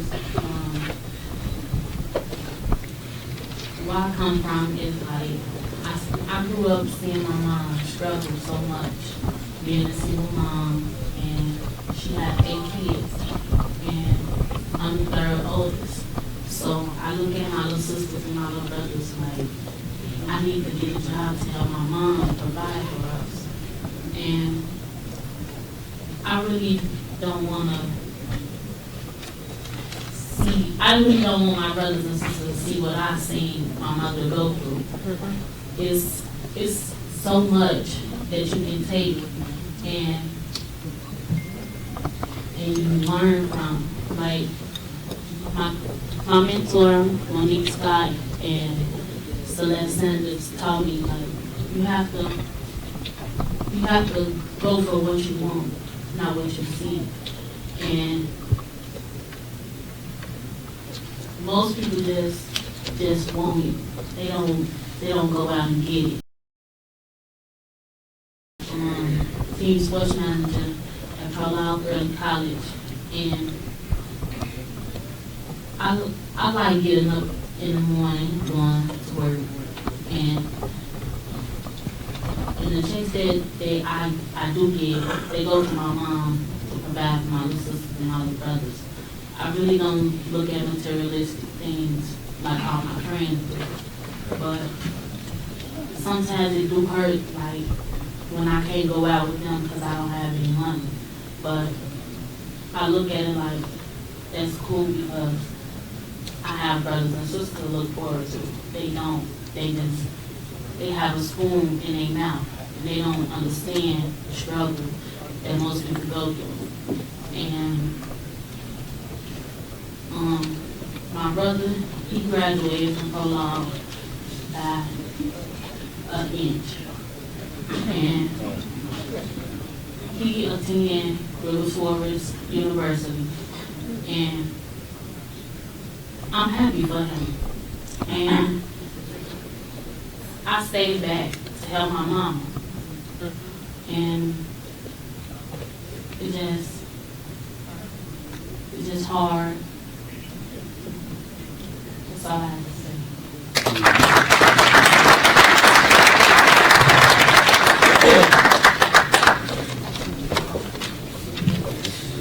Good morning.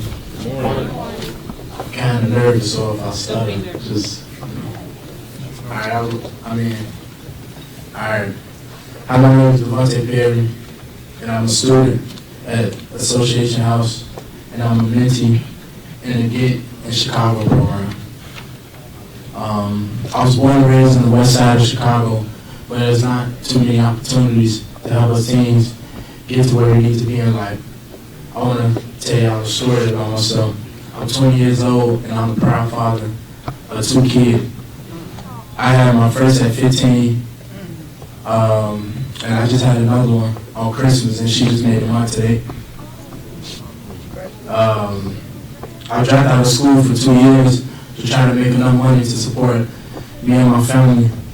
I tried many different jobs, but I had trouble finding jobs that would give me enough hours and enough pay to support my family. I decided to go back to school,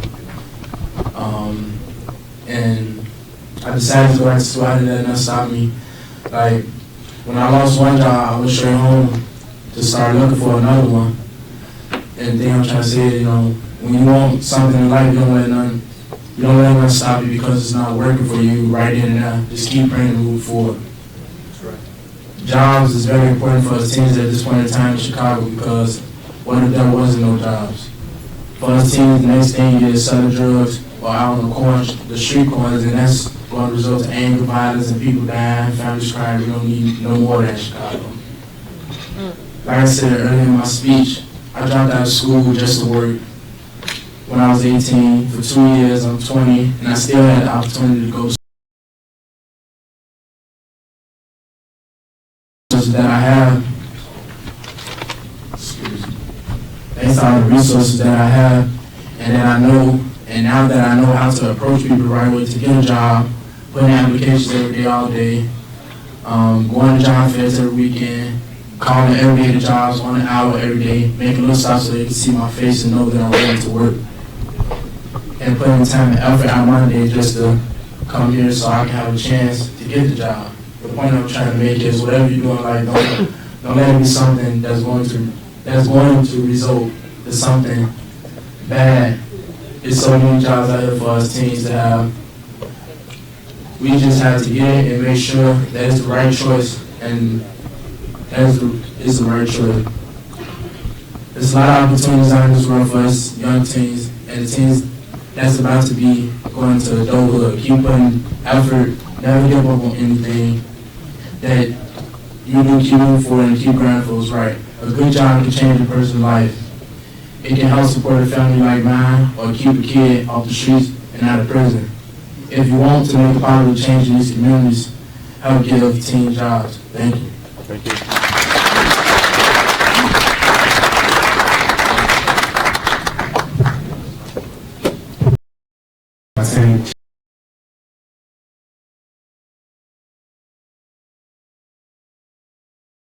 I lost my job recently, about a month ago, for the simple fact that I couldn't remember where things went. And I couldn't remember because I had a tragic brain injury in 2009 when I was 14, but I didn't know I was supposed to tell him that.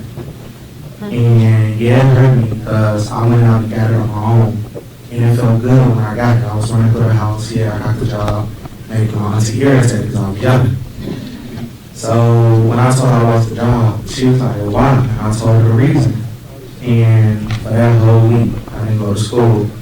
My amazing mentor, Miss Sonia Easley, she said, yo, you need to get your butt to school. And I said, okay. I didn't come in the next day. She called me again. I didn't want to answer, but I answered. She said, yeah, we really need you in school. So I came, and she said,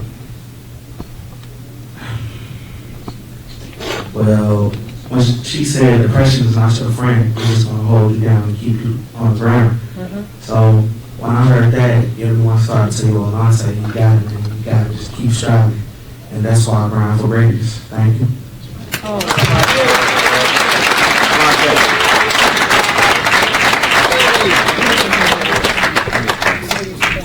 The last three students, Malik, Milan, Zell, Levi, and Marquise Dowdell.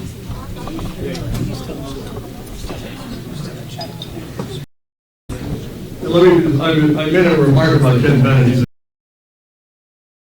a chance, and he really didn't want to be here. I just apologize. As they're coming to sit down, what I think a lot of us know about the problem in Iraq and how there was a lot of violence, and we sent 30,000 troops in, which was called the Surge.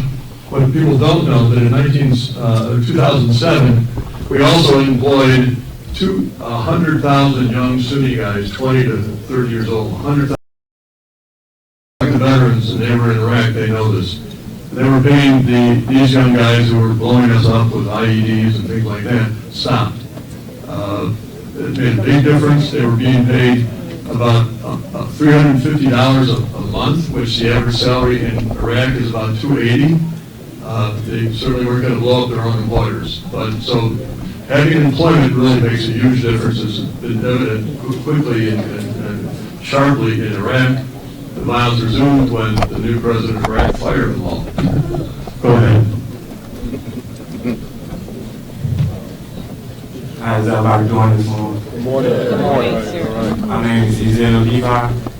I attend Innovations High School. I was born and raised on south side of Chicago, Inglewood neighborhood. It was hard growing up.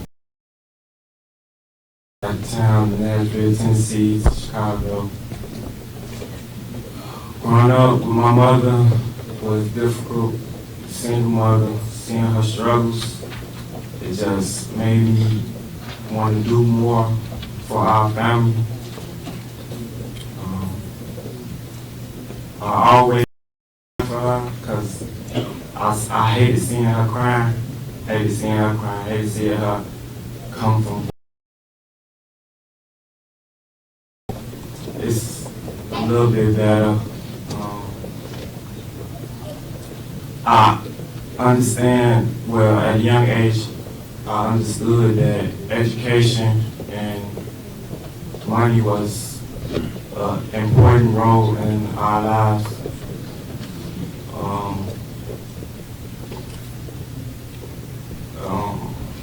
I understand that employment is an important role.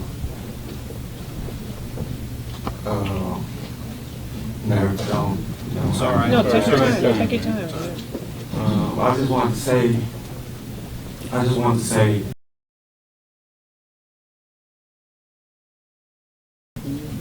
to strive your goals, teen employment, as the statistics have shown, joblessness is crazy. It's just ridiculous.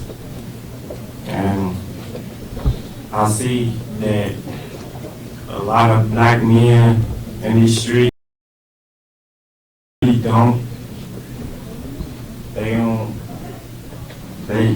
they want to strive, but they don't at the same time. With me growing up around 4 brothers, it was hard. It was hard because at one time I was going one direction, then I didn't want to go that direction because it was always going to put me in the worst served predicament. We was already at the worst predicament. I just want to provide for my family and do more. So,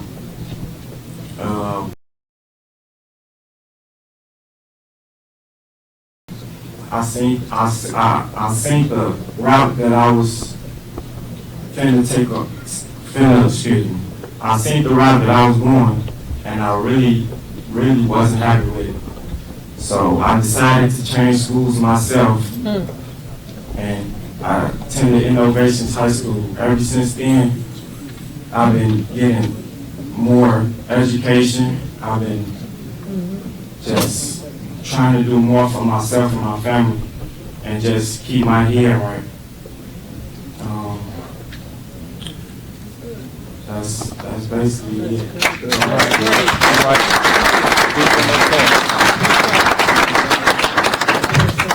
Good morning, everybody. Good morning. My name is Marquise Aldale. I'm 18 years old. I'm raised up in the Inglewood area. And I think this job probably can actually solve 2 things. It can also solve the violence, if I say. Because if you're so busy working, you don't have time to be on the street. When you come home from work, you want to lay. You want to be in the house. You want to rest. So you won't have enough time to be out in the street with all this violence. So this job, it can actually help both. And yes, I've been around, where I live now, I live on the west side, and it is kind of bad. It is, and I don't think people want to be out there. I think they're out there because they have to be out there. They have families.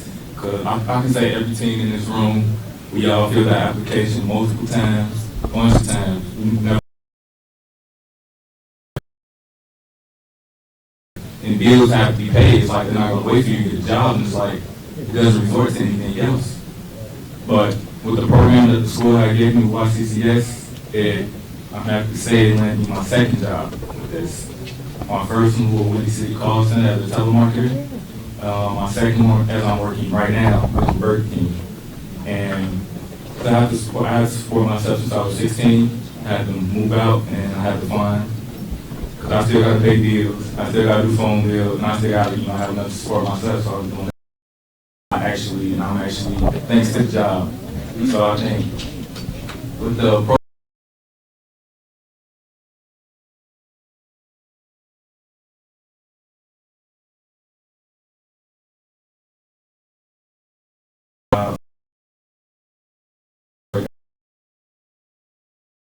program, that the job, that school had given me, and I think it would be more programs like this, it would be more successful students.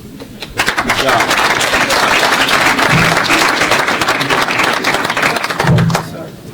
Good morning, everyone. Good morning. Good morning. My name is Malik Milan, and to give you a little background information about myself, I previously attended Bogan High School. I was a star athlete, honor student, but my junior year I dropped out. And the reason being was because work. When you shifts in school, what does it mean you come home to a house with no lights, with no water, or you don't know where you're going to sleep? I mean, it's like, what am I doing it for? So when I had to sacrifice my own wants and needs to provide for my family, it's crazy when it seems like the city doesn't care.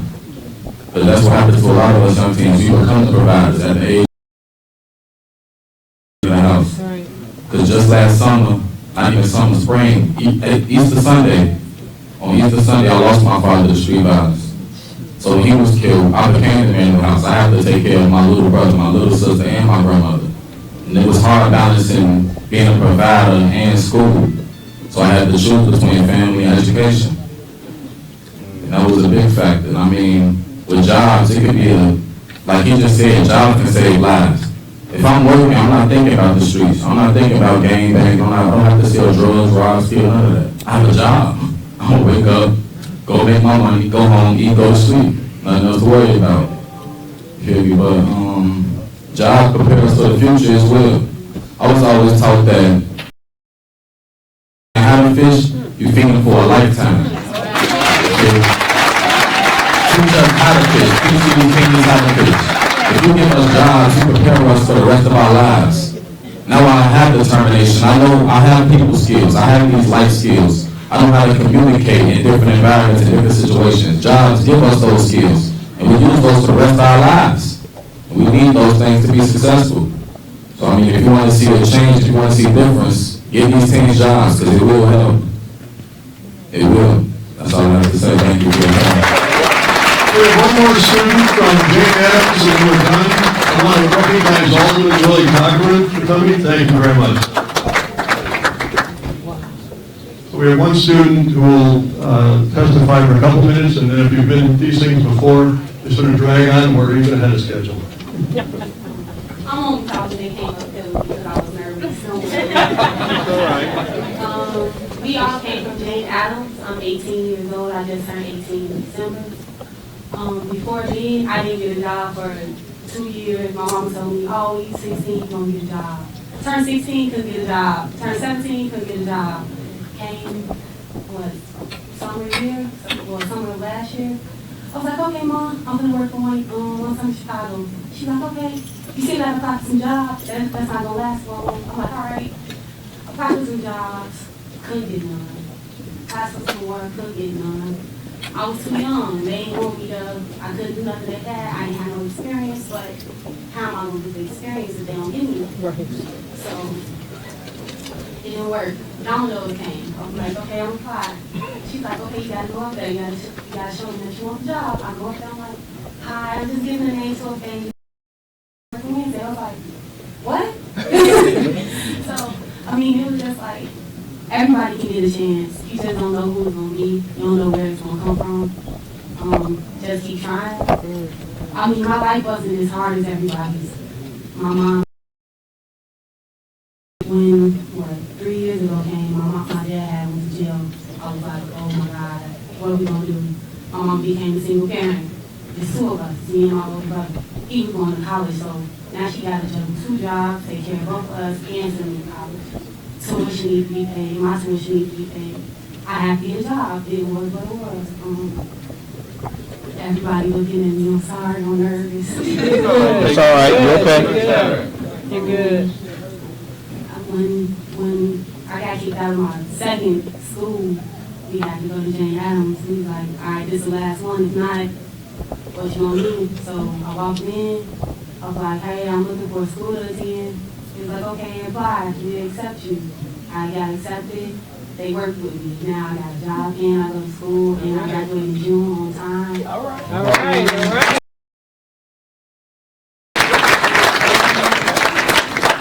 I just want to say thanks to everybody that's out there looking at us, looking at the youth, and thank you for even giving us the opportunity to come here and talk to y'all about what we have to go through every day to get a job or to have the opportunity to even apply for one. I'll be on Facebook every day, all day. By the way, sorry about the social media attacks that everybody gave. But I do have a job and I do work for myself and I do help my mom. There's a lot of good people out here in the world. We just need the opportunity to help. We need to push that, the support that y'all have. Even if we don't have a job, but even if we go to school, we still need the support to let us know that, we do care for y'all. You might not have the support at home, but the help is outside of home as well. Thank y'all. All right. All right. Good job. Excellent. It's important that you keep an eye on what the next steps will be. Talk to your state legislators, talk to your aldermen and county commissioners about we need to get more resources to get more kids off the street. Remember, a job will stop kids from being killed. Thank you. I'm telling Trini one of these things. I'm gonna tell mine. Man, you complaining about what? That man. Okay, thank you. Have a good day.